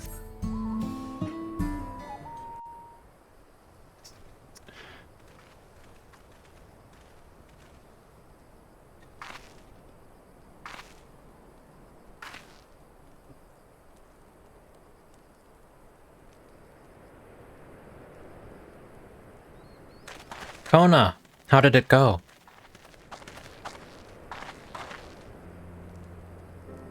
I believe I finally understand the significance of the Hhetso. They nourish the Hetsaro as they grow, and provide warmth and companionship in a harsh and unpredictable world. They are the equal of any man, not beasts to be tamed. Moreover, rroneek are sensitive. Though we may treat their injuries or brush their coats to keep them hale, they must ever be free to follow their instincts and seek lands where they might thrive. The Hetsaro would never cage them, and neither should we. To control their migratory patterns, or capture those who wander too close to the tracks, is out of the question. Then it is particularly important to advance our original line of inquiry. Fortunately, we were able to visit the rroneek's once favored grazing grounds. As we were told, the grass looks fine, but the place is too quiet. It's not just the rroneek. Even the birds and field mice have fled. We did encounter one pack of Ceratoraptors, but they looked to be passing through in a hurry. Typically, that sort of behavior in the fauna would be associated with natural disasters, earthquakes, landslides, and the like. Though the Hetsaro would have surely put two and two together were the cause geological, I measured the area's ether to be certain.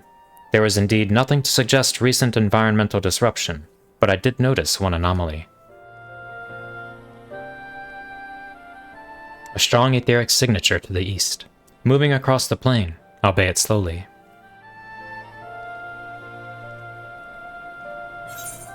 A large animal, perhaps? What do you think, Koana?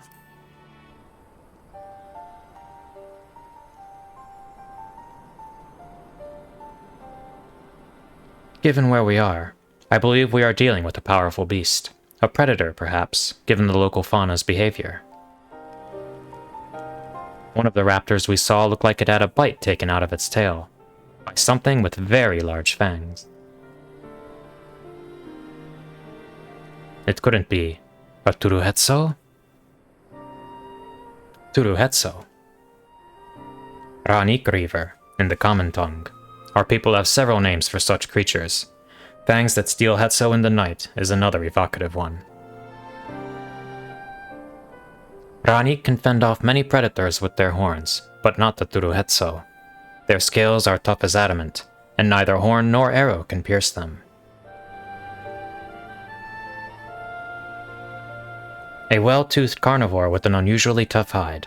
I cannot recall any such fauna in this region. They usually roam the wilds in the northeast, and most herds keep well clear of them. I can't tell you why this one is so far from home, and its pack both. In any case, I believe the source of the rroneek's consternation is clear, as is our next move. We must drive this reaver away, that they might return to their grazing lands in peace.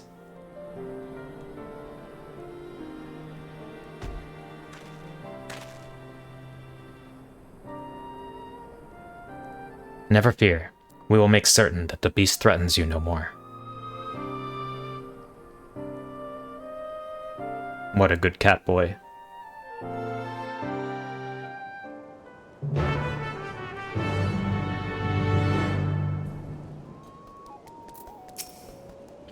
A powerful creature behaving unusually. Left to its devices, it may well become a Tural vidraal. We must attend to it ere that happens. Those rroneek reavers must have a hefty set of teeth, but I'm not worried. We've fought worse. The rroneek reaver is a clear threat to the local population. We cannot allow it to roam unchecked. But it won't do for us to go running off in search of it without having made proper preparations. And if others returning from across the plain have spotted it, they may be able to inform us of its recent behavior and where it might be found.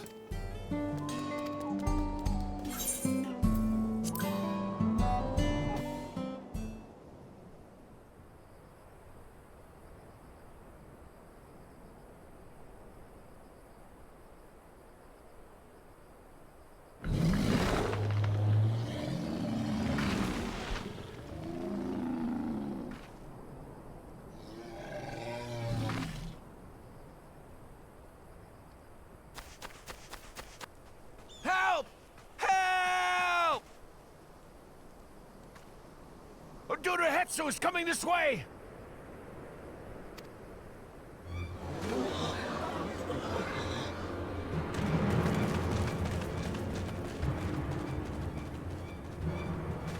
It has beasts across the plains in a panic, and our rroneek are practically paralyzed with fear.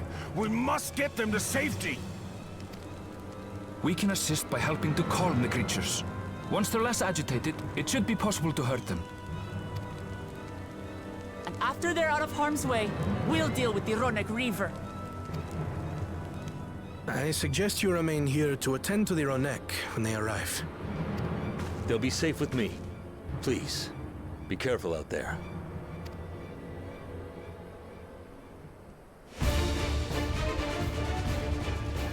Hell yeah, let's go.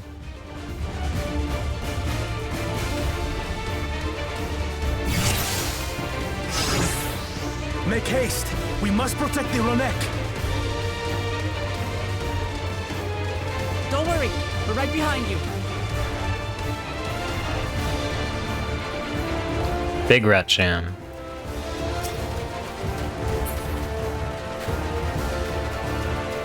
They may be too frightened to find us.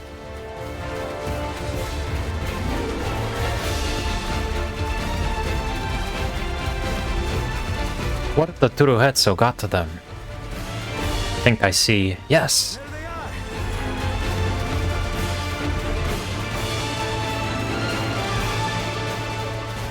They're terrified. We must do what we can to soothe them. Stroking.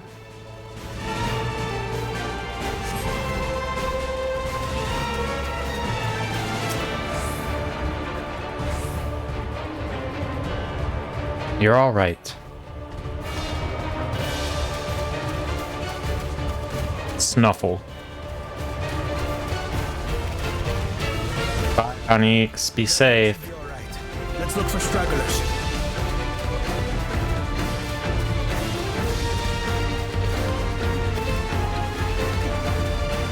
The rroneek are Turali too.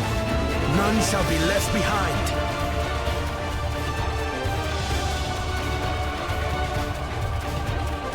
All the hunters, run! There must be something up ahead. Come! There! These are no match for the likes of us.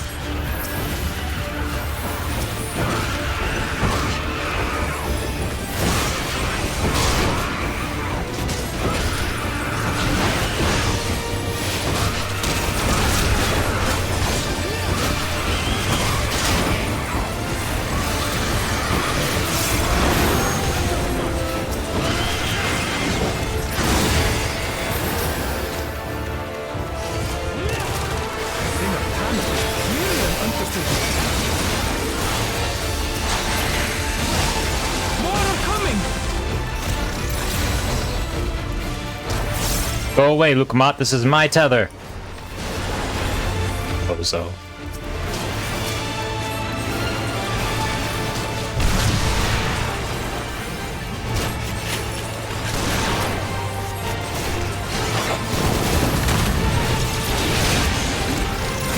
She said, yoink, my tether now. You're mine.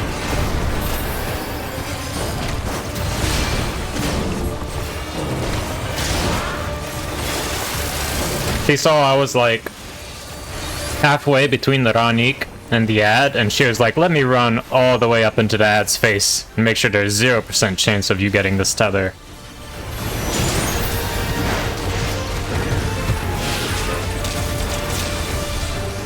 Oh, they resist stun.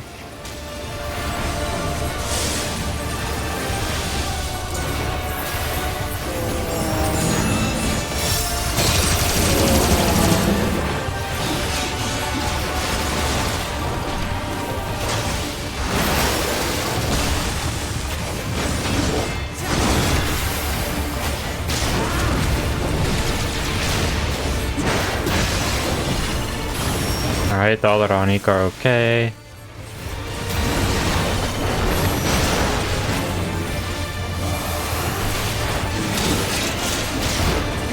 Get my blood lily before we finish this off.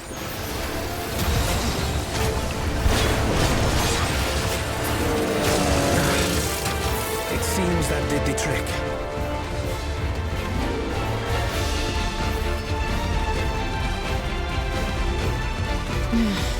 For the fodder, at least. But where's...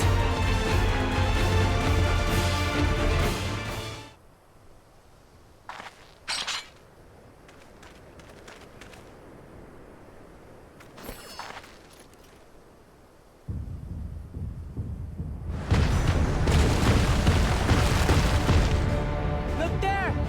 We've got a big one coming! The big boy. Impenetrable scales and wicked fangs. That's a rroneek reaver, and no mistake.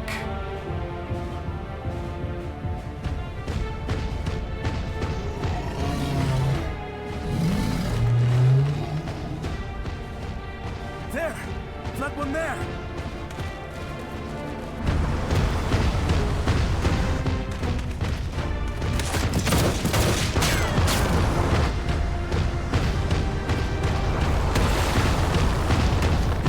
Not so fast!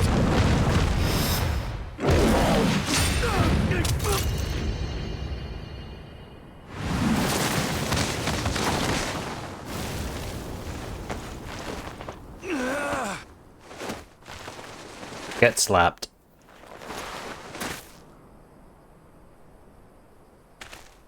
That was very brave though, Koana. Should it cost me my life?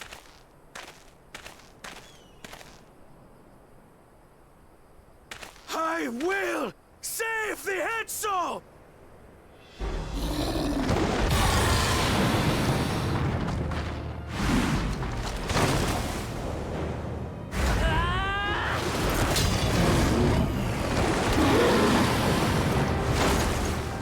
Koana! Are you alright?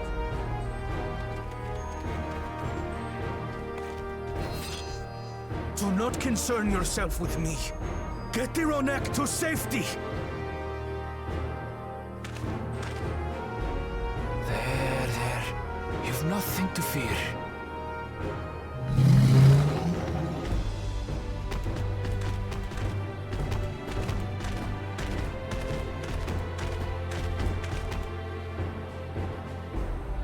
Right!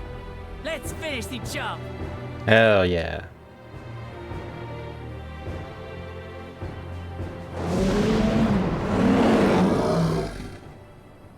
I made a vow to our people.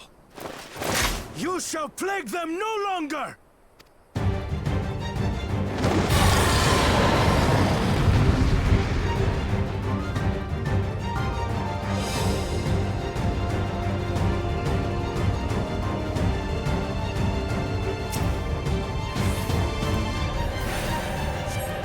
You'll find the vow of reason is not without resolve.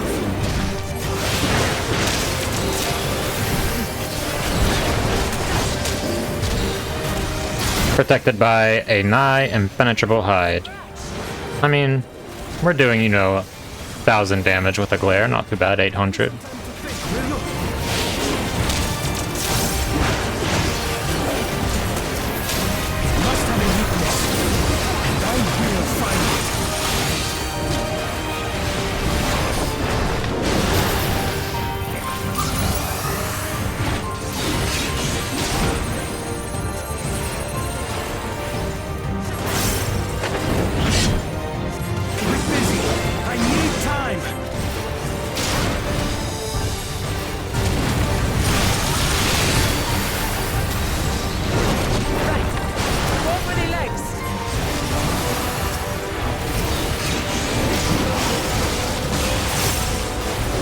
It his tiny little legs can do.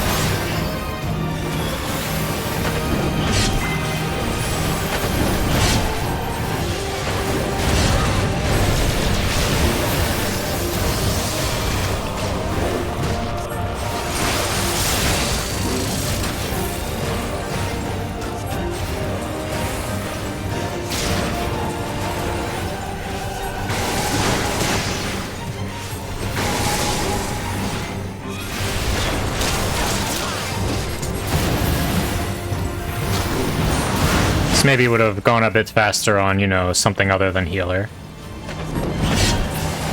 Now we just have to keep it clear. Still got the armor.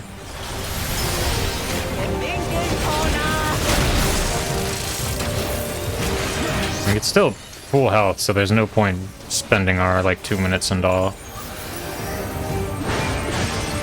A protective current of ether. But whence does it flow?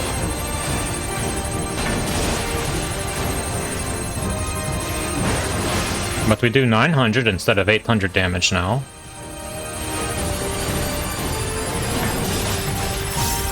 I don't know why she's slamming tomahawks right now. Am I supposed to do something? Am I just being dumb? No, Koana's just slow.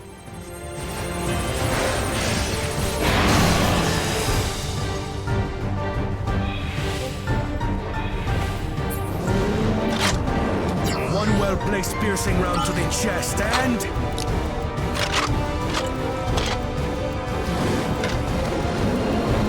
you're done for!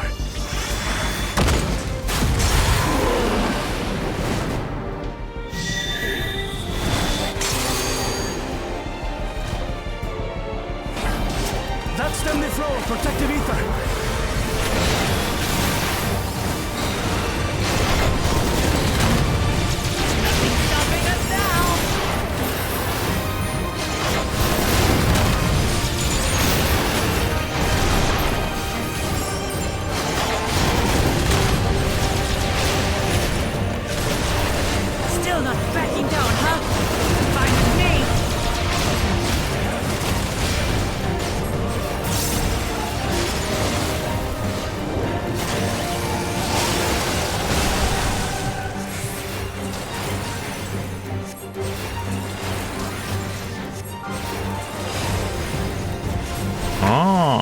He does all 4 directions, eh?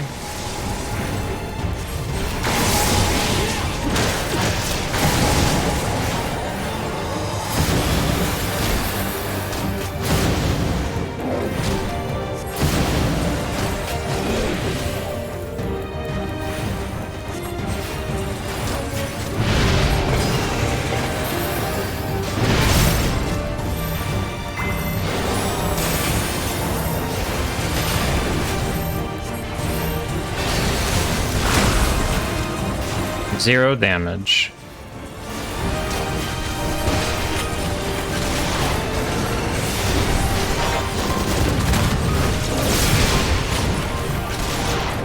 Ether call.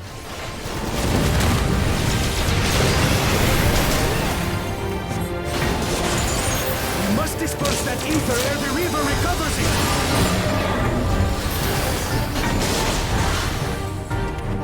This is going to hurt.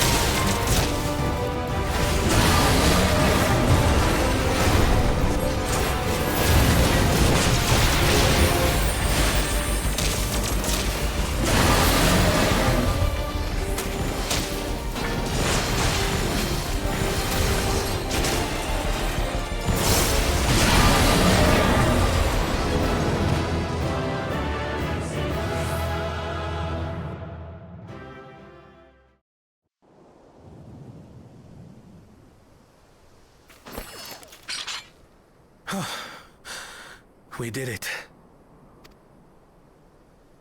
The Hhetso, are they?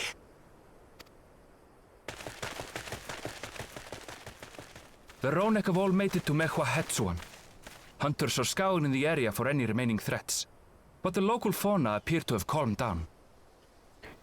Don't forget to carve it. Good advice, Gwen. I always forget to carve.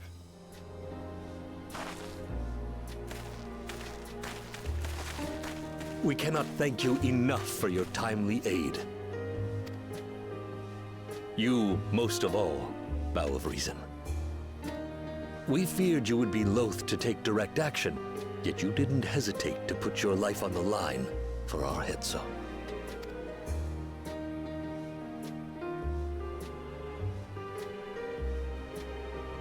I did no more than is a Dawn servant's duty.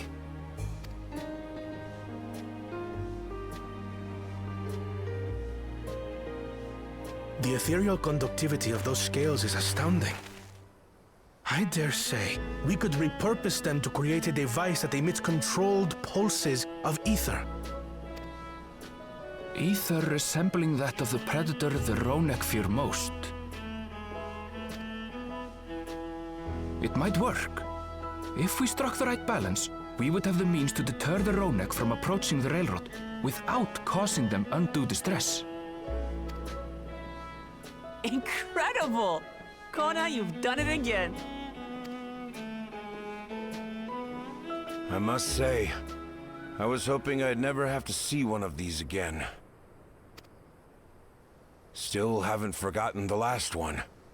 And it's been more than 20 years now. Big story time. I had come as a trader to the camp in Lozeni Hetta. A camp that was obliterated in an instant by that monster. He will connect the dots for us.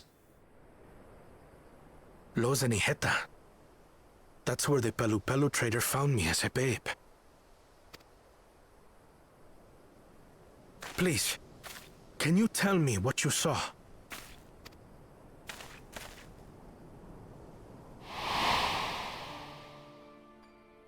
As I said, I had traveled there to trade with our fellow Hhetzaro. Like us, they followed the rroneek. And like us, they were visited by a reaver. The fiend struck like a whirlwind in the night. It was chaos.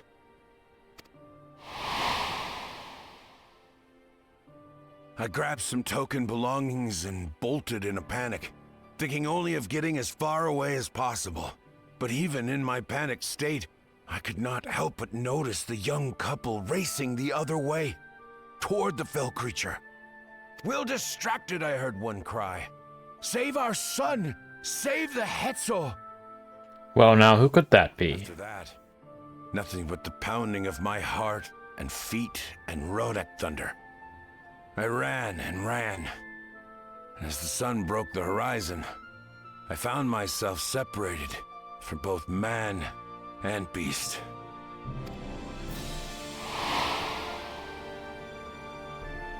Windborne words say that a group of survivors reunited with their remaining rroneek and have long since moved on. But still more were never seen again, including the brave couple. Or so the story goes. Or so the story goes. Are you... I mean, I guess part of it is stuff he witnessed and part of it is just stuff he heard.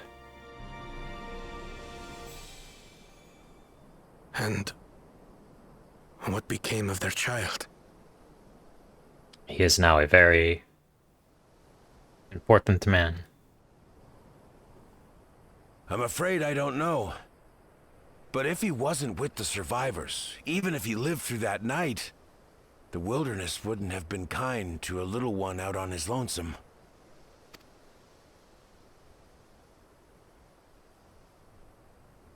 Maybe not.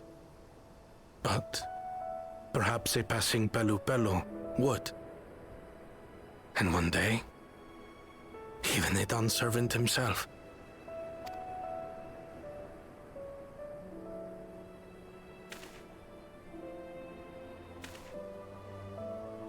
All these years, I was convinced that my parents had left me behind to follow after the rroneek. But now I see, they didn't abandon me. They were trying to keep me safe.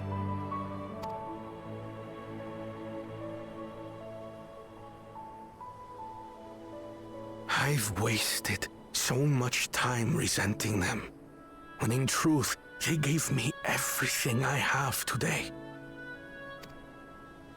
It is thanks to them that I live to know the warmth of family, even after they were gone.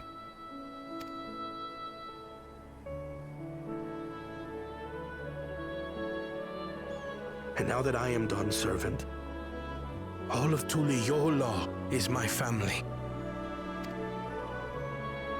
A family I will always protect, as my parents protected me.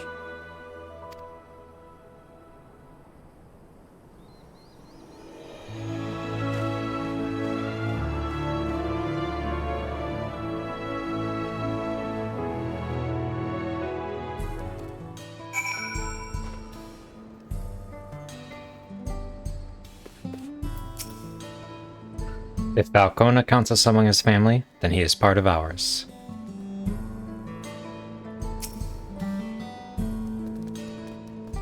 You made felling that Hhetso look easy. On behalf of the Hhetso, I thank you.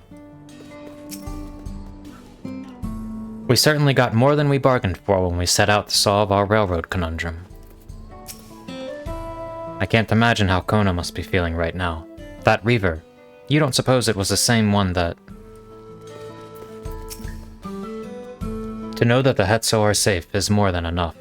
Yet, would it be wrong to hope that, in protecting them, we also avenged my parents? It is the least I owe to them, after all this time. Rain, I thank you for standing by me, as Dawn's servant, and as the oft imperfect man beneath that mantle. Now, let us return our attentions to the matter we came here to address, shall we?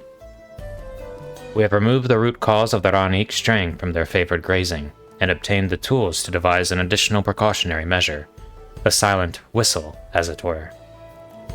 This whistle must be capable of emitting pulses of ether strong enough that they will shy away from the tracks on instinct, yet not so strong as to drive them into a panic. If we can achieve this, it will be a far sight better than a traditional whistle, more effective and less stressful for the creatures themselves.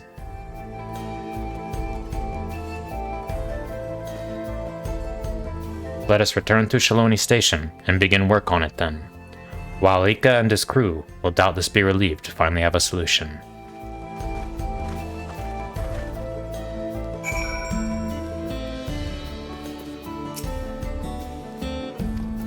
Oops.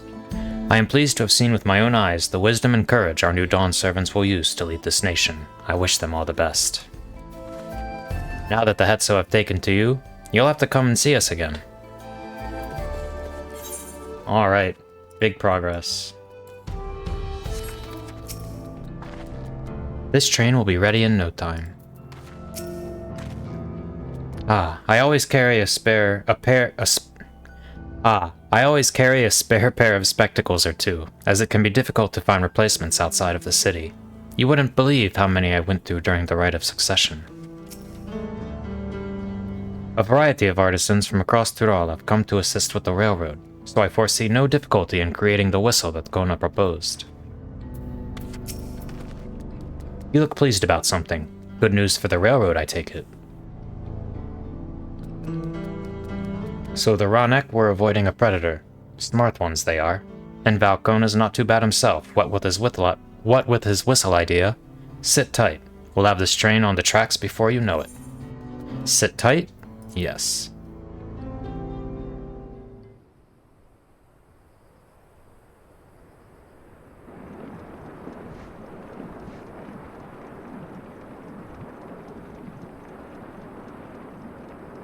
We're ready to go.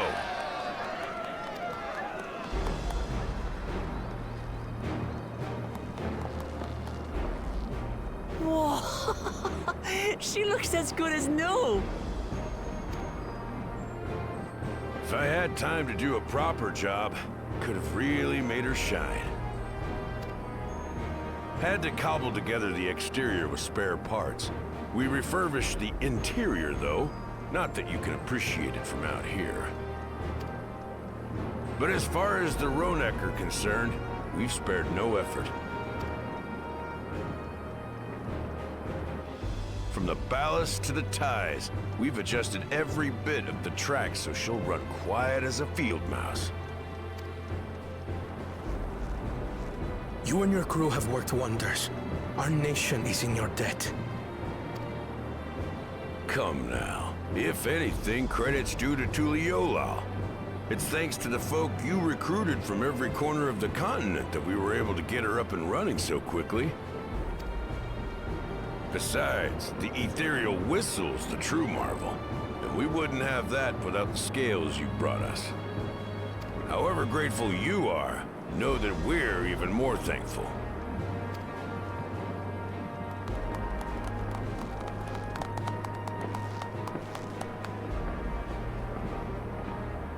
Right, if we're done talking, let's put this train through her paces.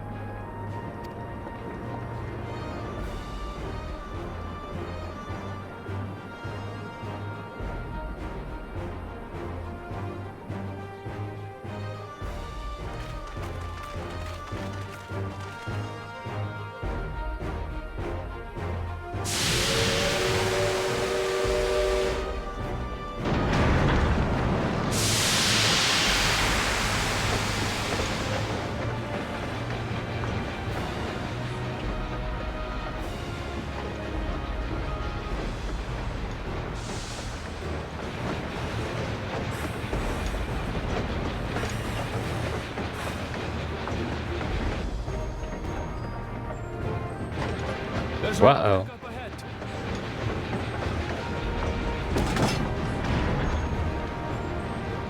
I don't care how quiet you make a train, the sheer weight of it running over the tracks is going to create To test our whistle. some amount of, you know, very slow-moving sound waves. On it. Just point it in the general direction, and... Unless they made it, like, so lightweight that... I should probably stop trying to apply logic to this situation.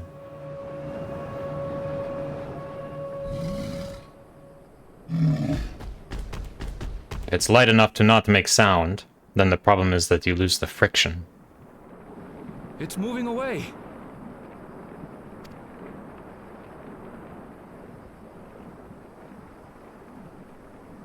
Meanwhile, our friends over there appear wholly unperturbed.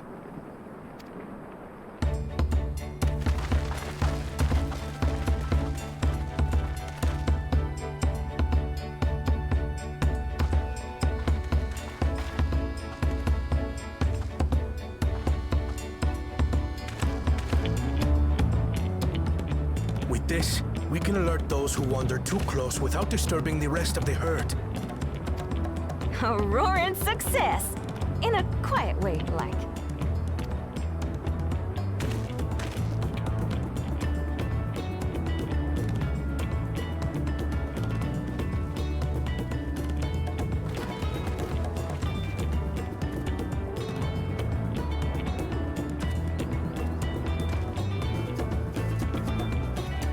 Then with your permission, Vow of Reason, the Xak Tural Railroad is back in service.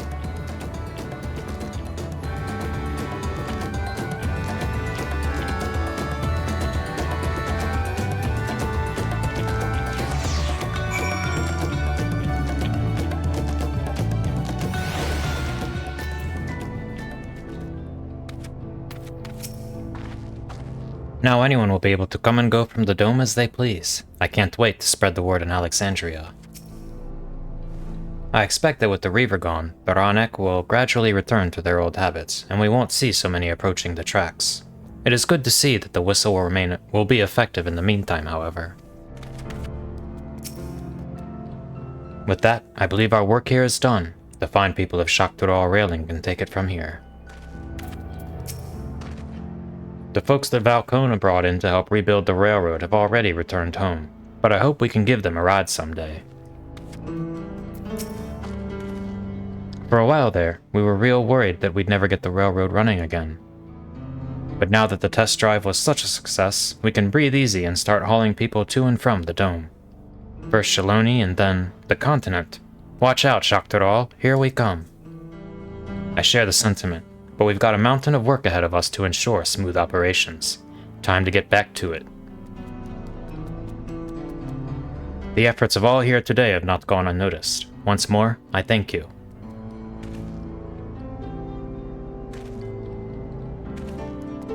As for our own work, I trust you can handle matters in Alexandria, Lamachi.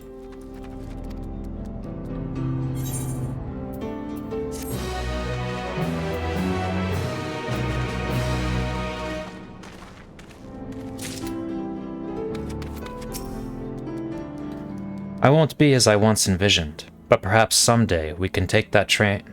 It won't be as I once envisioned, but perhaps someday we can take that train journey to Yasalani together. Crossroads. So this will be the final quest of patch 7.1. Never one to stand still. Yuweyawata is ready to race back to Alexandria.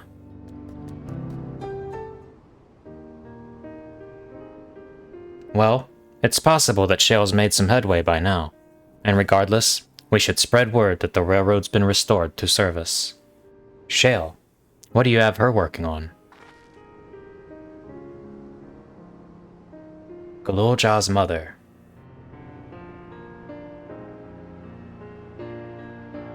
I'd feel the same in his shoes. Have felt the same. Some questions are painful to leave unanswered.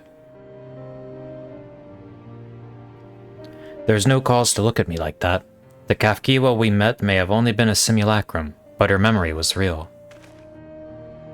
I needn't search for what she left behind, because she left it with me, and I will carry it, always. Oh, and the little Kafkiwa bobble on his backpack, Big Sag. But in a bittersweet way. Speaking of things you're carrying, is that a teeny tiny Kafkiwa? What? No. It is merely a token from Alexandria. Our friends in Oblivion would not take no for an answer, and I thought it was as good a souvenir as any. Whatever you say. For what it's worth, I think it's a nice way to bring her with you on your travels. Fussy little bun. Who's a fussy little bun? Yes, well, you're off to the dome now, aren't you? I thought I might join you for a time. See if there is aught I can do for the people there. Much changed though it is, I still consider it my home. Of course, we can give you the full story on the way.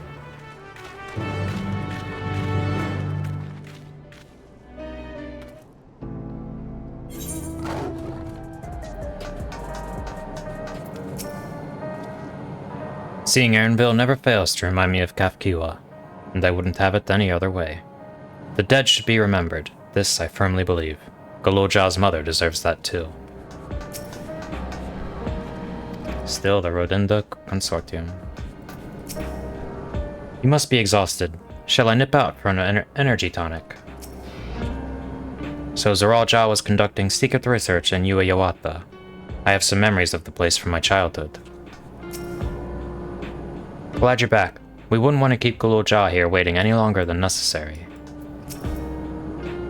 Erinville is wearing his Kafkiwa. That makes me happy. Looks like we arrived at a good time.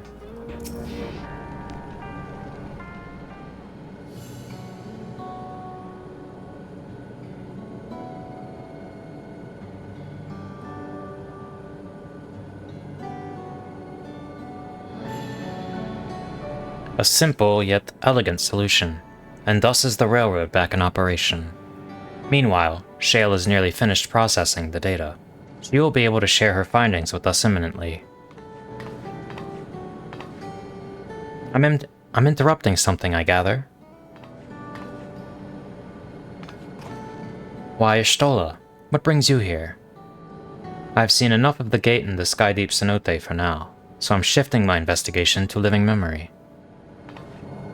So 100% next patch we will be, maybe not using it, but exploring the relic that we found at the end of the MSQ more. Because at the beginning of this patch they tied that and Y'shtola's activities together. While there, I thought I would do well to have the company of an expert on electrope. And looks like Shale will be coming along as well. I'd like to take a closer look at the place myself. I can join you once we've finished here.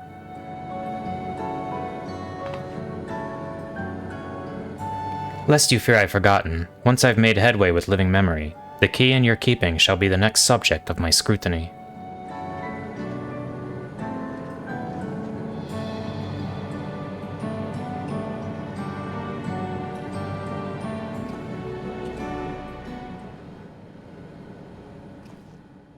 There was a mountain of data to sift through, much of it tantalizing, I admit.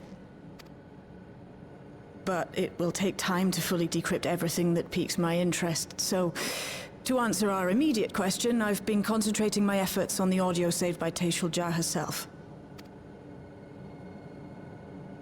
While I've not listened to it yet, I have a selection ready for playback. Would you like to hear it now? Yes, please. All right. Several audio files will now play in sequence.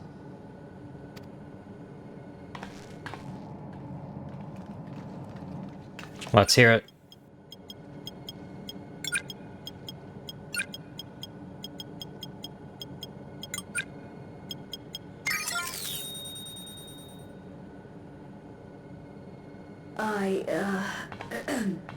My name is Zuraal Ja, and I decided to record this to help me put my thoughts in order, I suppose.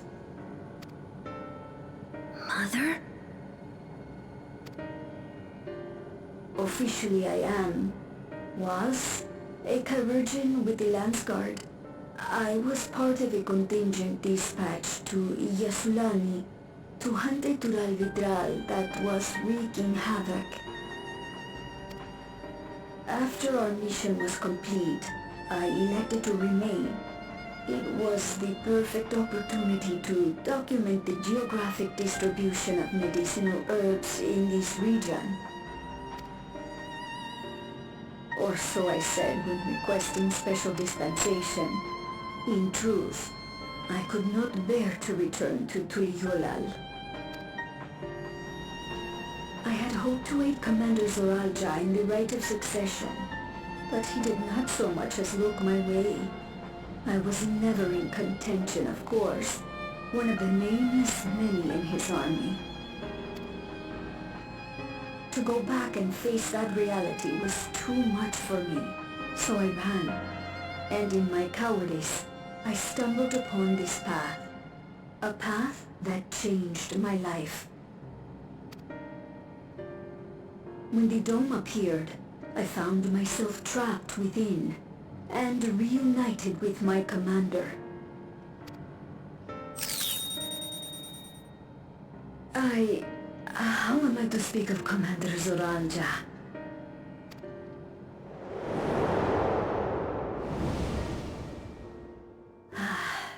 I admired him.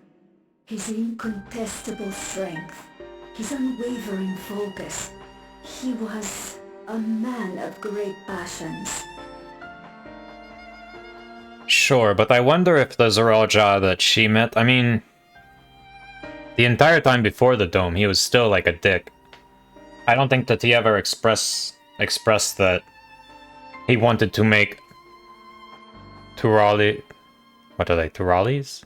The Turalian people suffer just so that they would be able to appreciate what it's like to not be suffering until after the dome. I don't remember when exactly in the story he says that, but he was still kind of this war-hungry asshole the entire time, right? Because what I was thinking was, like, the only thing that can really redeem her affection for him is if he was at some point mannered differently and had different philosophy and wasn't this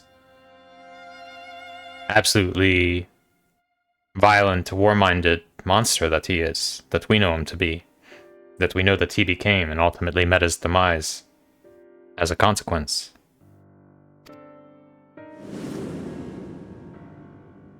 I watched him, captivated by his intensity. From afar, I would not dare approach. And in watching, I came to know him. But maybe Zuraal Ja is just attracted to psychopaths. His eyes too sought the distance, but not as mine did. He yearned not for another, but something else, beyond the horizon. That gaze would never fall upon me. I knew.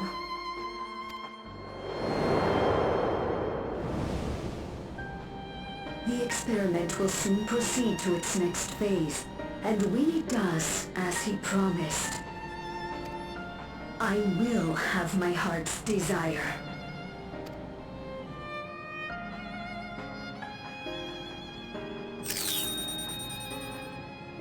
Today. It should have been today. A new beginning. What I have dreamed of for so long. I hold a future in my arms. If he could see him, embrace him, surely that would be enough. So full of hope I was. A foolish hope.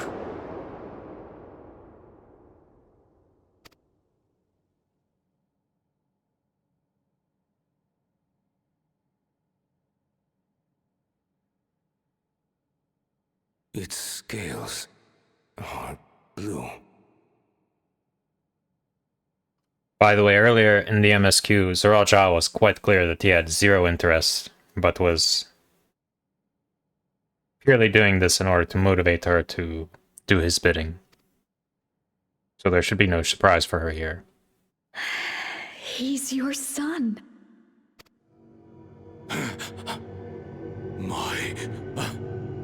But maybe there's like some trauma there with his daddy issues. I can't. That she didn't anticipate would be a hang-up for him. I don't know how. How could I? How? To raise a child, be a father. I don't. I can't. No! Get it away from me. Get that thing away from me!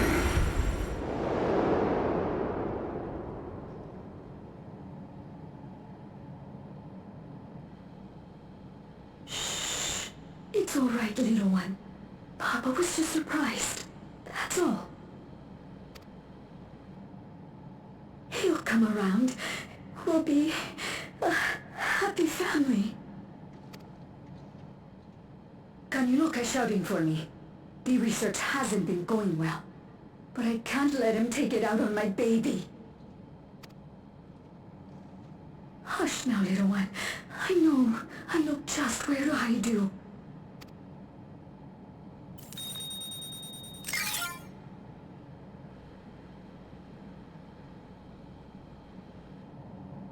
That's all of them.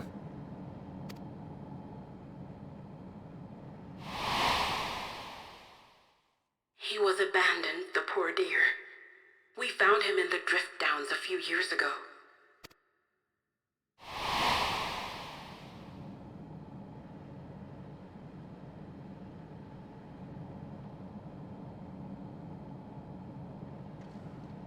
We know some manner of accident happened at the facility after this was recorded. Perhaps your mother couldn't come back for you. But they are leaving the possibility open that maybe Zuraal Ja will make some sort of reappearance in the future.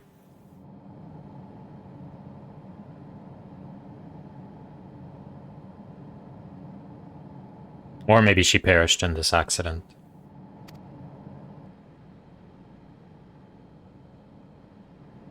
Hey, Gulool Ja. Or Gulool Ja. Lamachi. Father and mother, they were both so lonely. If we could have been together, maybe they wouldn't have been. But sometimes things don't work out, no matter how hard you try.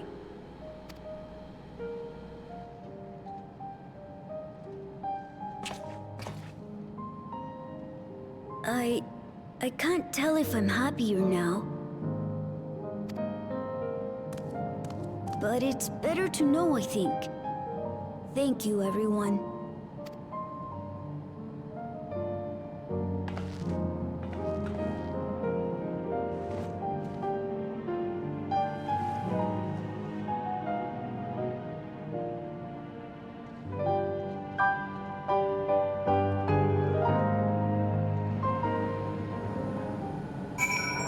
What a mature little lizard. What a mess. If the dome had not appeared, Zuraal Ja's tale would have been very different. Yet whether or not she would have been happier, I cannot say. You may find it hard to believe, but until the rite of succession, Zuraal Ja was a good brother to me. Always.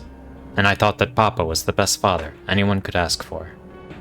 I don't want to think of the time we spent together as a family was a lie, but by the same token, the bitterness my brother harbored was all too real. I wonder if like some traumatic event happened to him, or if it was just the competitive nature of the ascendancy. Where did everything go wrong for Zuraal Ja that he became this super evil guy? It's okay. I wanted to know more about my parents, and now I do, and I don't regret it. I have Lamachi, and Koana, and you, Rain. I'm not lonely now. Yeah, but we don't have Otis. Big sad. F for Otis. Zuraal Ja left written records as well. I'll compile them for Gulool Ja.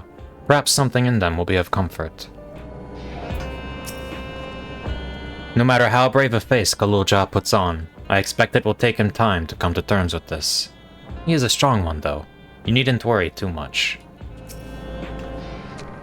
Why leave such a record, you ask? I cannot be certain, but I believe Zuraal Ja simply wanted someone to know how she felt, to understand. It is better to know, a profound response for one so young. Though I wish it didn't have to be, Gulool Ja is indeed wise beyond his years. Yet one never outgrows the need for dependable companions. 'Tis fortunate that he has you. Thank you, Shale. Because of you, I got to hear my mother's whole story. You heard it because you were brave enough to listen, Gulool Ja. If you remember one thing, remember that.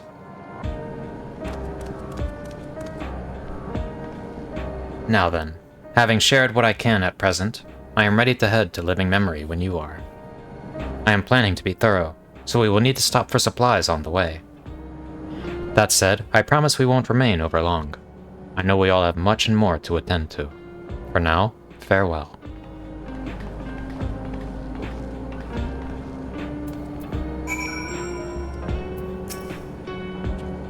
One wouldn't know it to look at them, but Shale and Y'shtola are birds of a feather, an incorrigibly restless feather. I'll stick around for a while. Let me know if you need me. Is Shale going to be alright out there? The whole time she was working on the data, I never saw her take a break. With the railroad ready, I'd like to get some idea of how many retinues we can expect. Of how many returnees we can expect before heading back to Tuliolal. The twins have yet to return. I hope everything is alright. A word before you leave. Our network's already spreading word of the railroad. We expected people would be clamoring to get on the first train back. Yet the reaction's been the polar opposite. Scant few seem inclined to depart Alexandria anytime soon. What? When we spoke before, you said many from Tuliyola were eager to reunite with friends and family. Maybe they're concerned about getting through Vanguard. If so, we could take turns accompanying them. In any case, we need to speak with the people ourselves. Let's start at Lay Node 9.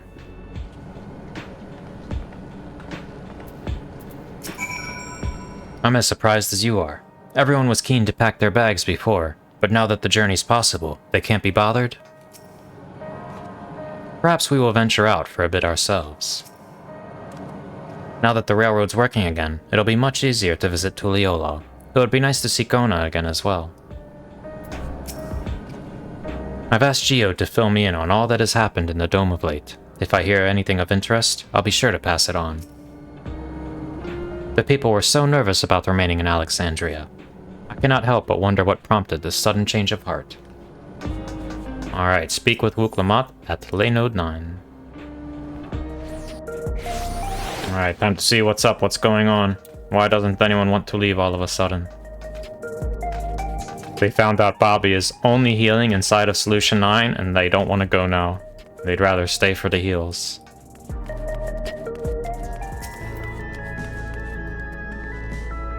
There may still be people gathering in Praxis Park. Let's try there first.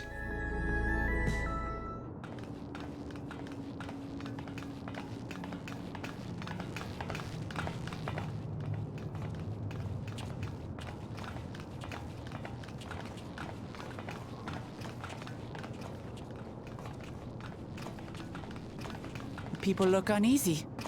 Did something happen?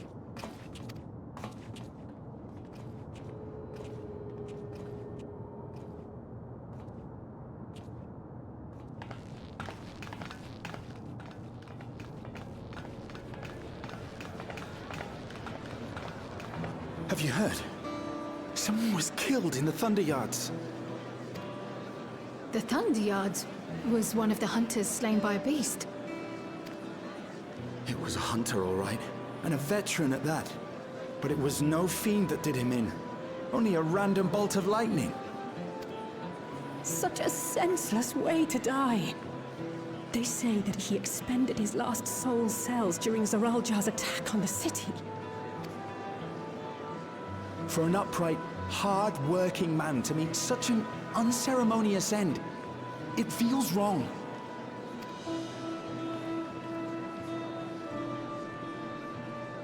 But we'll be fine, won't we?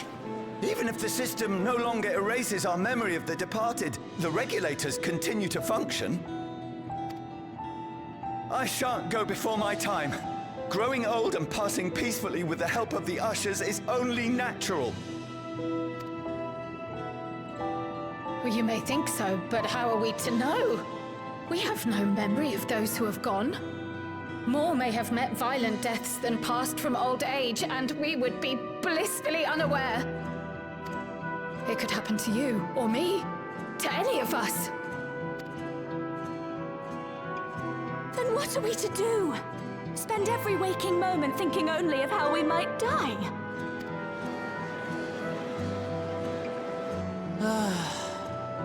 With time, I had hoped that they'd be able to adjust to their new situation. But it's only gotten worse. Look! It's Queen Sphene!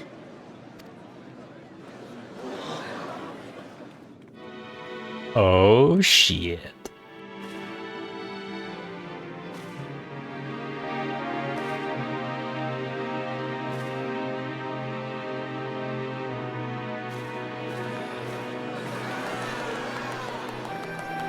What? Same. Help, Queen Sphene! The grown-ups are really upset, and I don't know what to do. I see that you are as kind-hearted as ever, Nico. Never fear. I'm here to set things aright. I don't understand. Sphene is gone. Forever.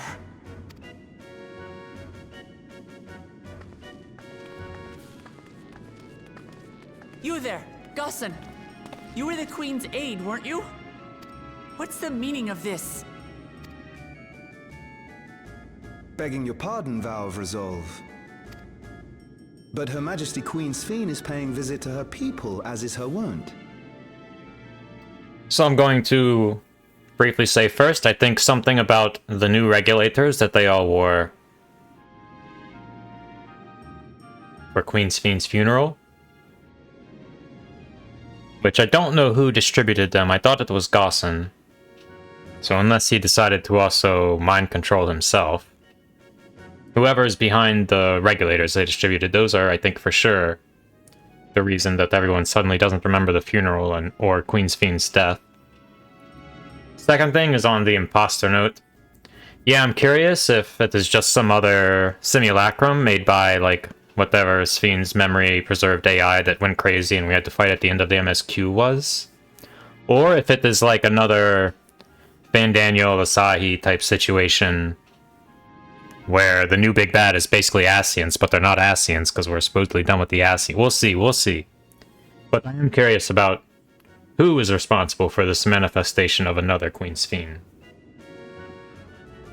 But to be honest, like, until we have more of the story, I feel like there's so many directions they could take it in. And I don't think any one of them is like a strong candidate relative to the others, but someone who has a really strong command of the game's lore might have a really good idea. I think there's just a million directions they could go with this. What are you talking about? Sphene is dead. You officiated the funeral yourself. There could also be an element of someone else wanting to seize control of Solution 9 from Gulool Ja. And so they made these regulators, distributed them, and are now using them to mind control people so that they can basically perform a coup on Gulool Ja. Which wouldn't be unexpected because his claim to the throne is kind of weak at best. Even though it's technically his, like, there are a lot of reasons why a lot of people would want to oppose that. We all placed flowers to mourn her passing. A funeral? For Her Majesty?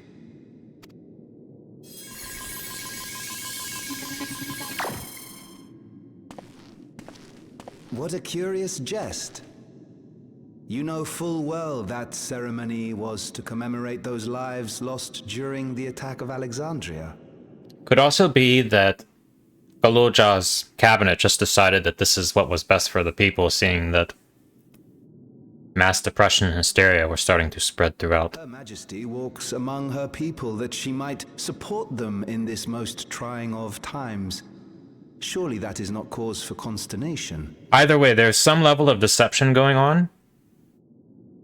Because Gossan basically expressed that these regulators were decorative to honor and mourn Sphene. And yet clearly they are doing more than that.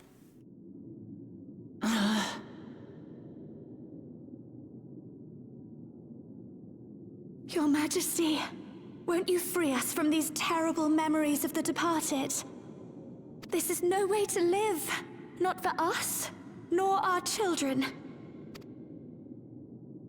I wish that I could. Truly I do. But with living memories shut down, even I cannot restore the system that once afforded us that comfort. You needn't fret, however. I have prepared an alternate solution. All of us shall be made endless.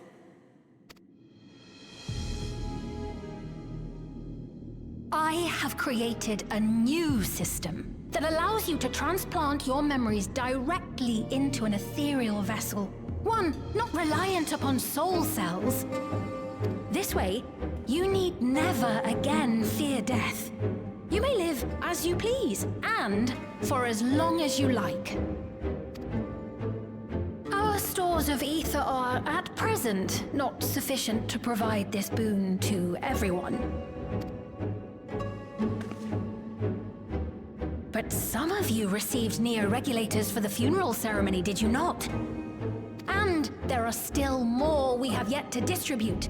5,000 in all. One day soon, those with neo-regulators will be called to join the Endless, and thence be free of suffering forevermore. So this is brilliant marketing, by the way, and getting everyone to go along. That, oh, if you have one of these new regulators, then guess what? You get to go to the paradise. You will never know suffering. Get everybody clamoring to make sure that they've got one, so that everyone is subject to the hive mind. But only 5,000 of us?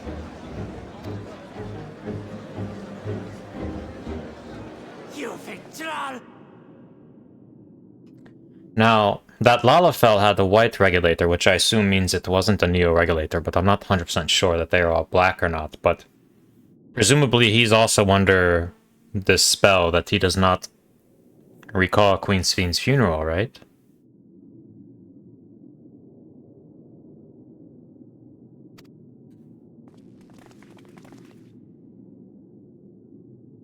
The real Sphene would never be content to save only some of her people. Who are you?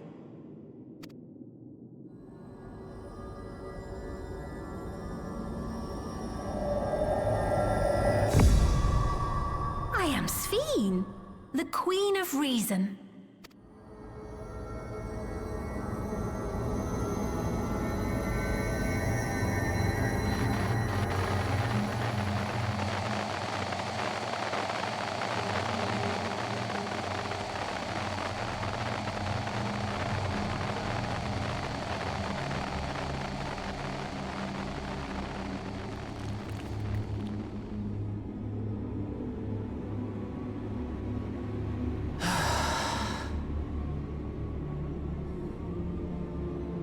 Let's return to the back room. I need to calm down, and then we'll talk.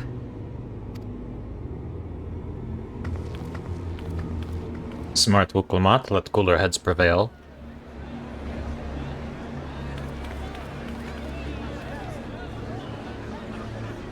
Trying to convince the brainwashed masses that their queen is not Daijobu is probably not a good plan. We need to be more coordinated and calculated.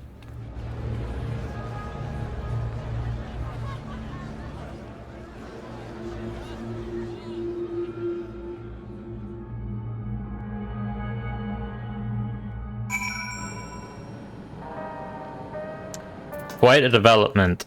What a cliffhanger. There's naught to report yet, but we have all eyes and ears out in Everkeep and Heritage found. Sphene was erased. If she's back, then are the Endless? Seriously, what was that? Queen Sphene has returned. How? You saw Sphene with your own eyes then, so it wasn't someone else. We've heard about the Queen of Reason's proclamation. The rumors spread through the district like wildfire. Without the Meso Terminal, how does she propose to create new Endless?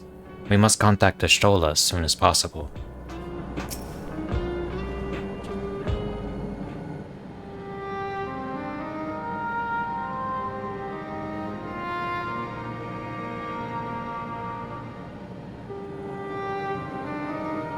We only caught the proclamation from a distance, but I can tell you that the message about neo-regulators was received with utmost clarity.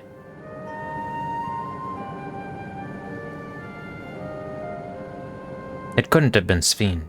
She should have been destroyed when the Meso Terminal shut down. Without a single Alexandrian to bear witness, presented with an identical figure claiming to be their beloved queen, 'tis no surprise that they would choose to believe she's alive.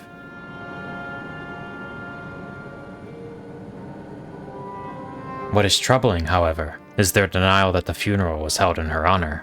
'Tis as if their memories have been erased.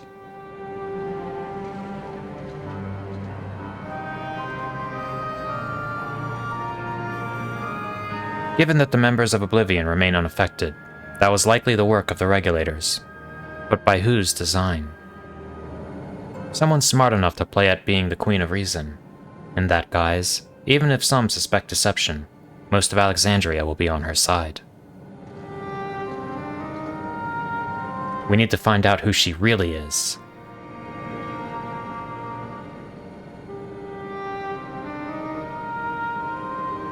While I agree wholeheartedly, We should avoid drawing more attention than we already have. We must be patient until Oblivion's network turns up a lead, or until our self-proclaimed queen makes her next move.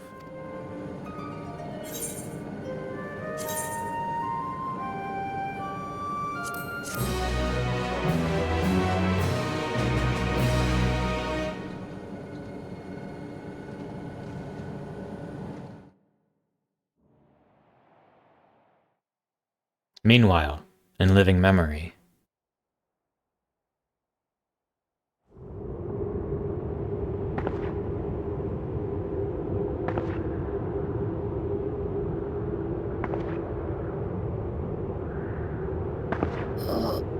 Where am I?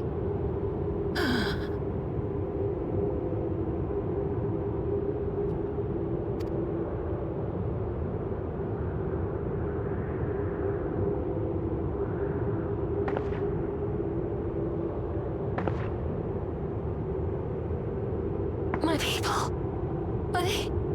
Are they safe? so this is definitely another Sphene, right? But probably not the same Sphene as we've just witnessed, because that's Y'shtola and Shale right there. So this should be happening simultaneously.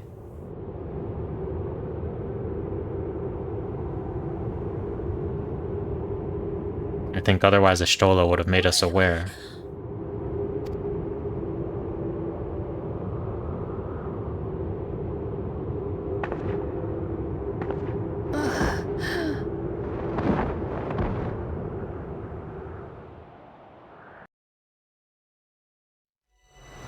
In fear of death, the people turn to Queen Reborn, their fates to learn.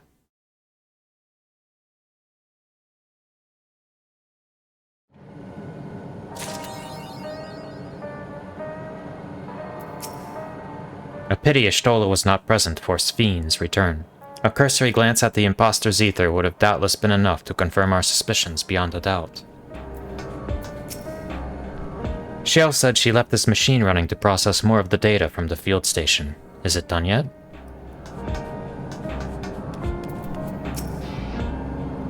Though we have too little information to draw any useful conclusions as yet, I dare say the Queen of Reason's behavior henceforth will be illuminating.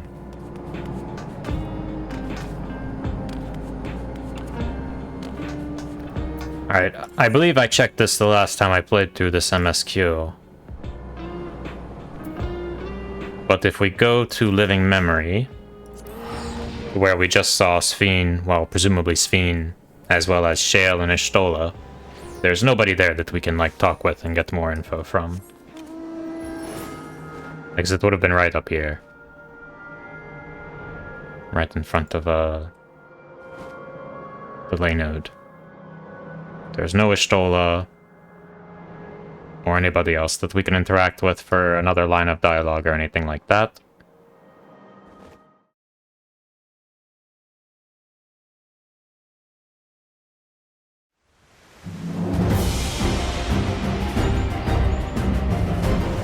Since time immemorial, life has used death to facilitate adaptation in an ever-changing environment.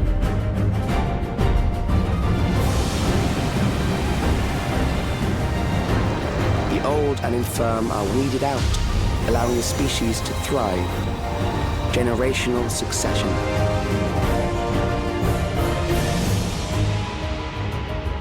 There are beasts ahead of you. They must have gotten in and made themselves at home. A new demon wall?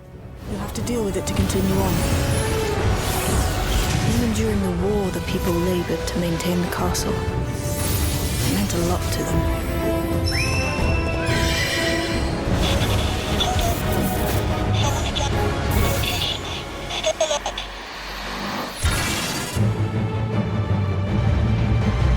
Oh shit. We obtain more precise measurements. The battle music. To avoid unnecessary trial and error. That is the most expeditious course of action. That will do. We have enough to proceed with an analysis. Okay. Died? Whatever do you mean?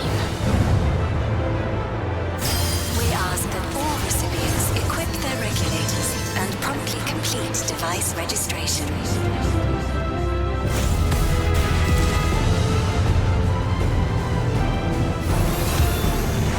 Ultimately, what you think is immaterial, for the seeds we've sown have already quickened. I will show you the soul of a royal... Beatrix. The people have glimpsed hope in transcending death, and they can ill turn away from Oh, what is that? Gundam? The evolution of our kind is at hand. Together we shall rise above death and bask in the infinite possibilities of eternal life.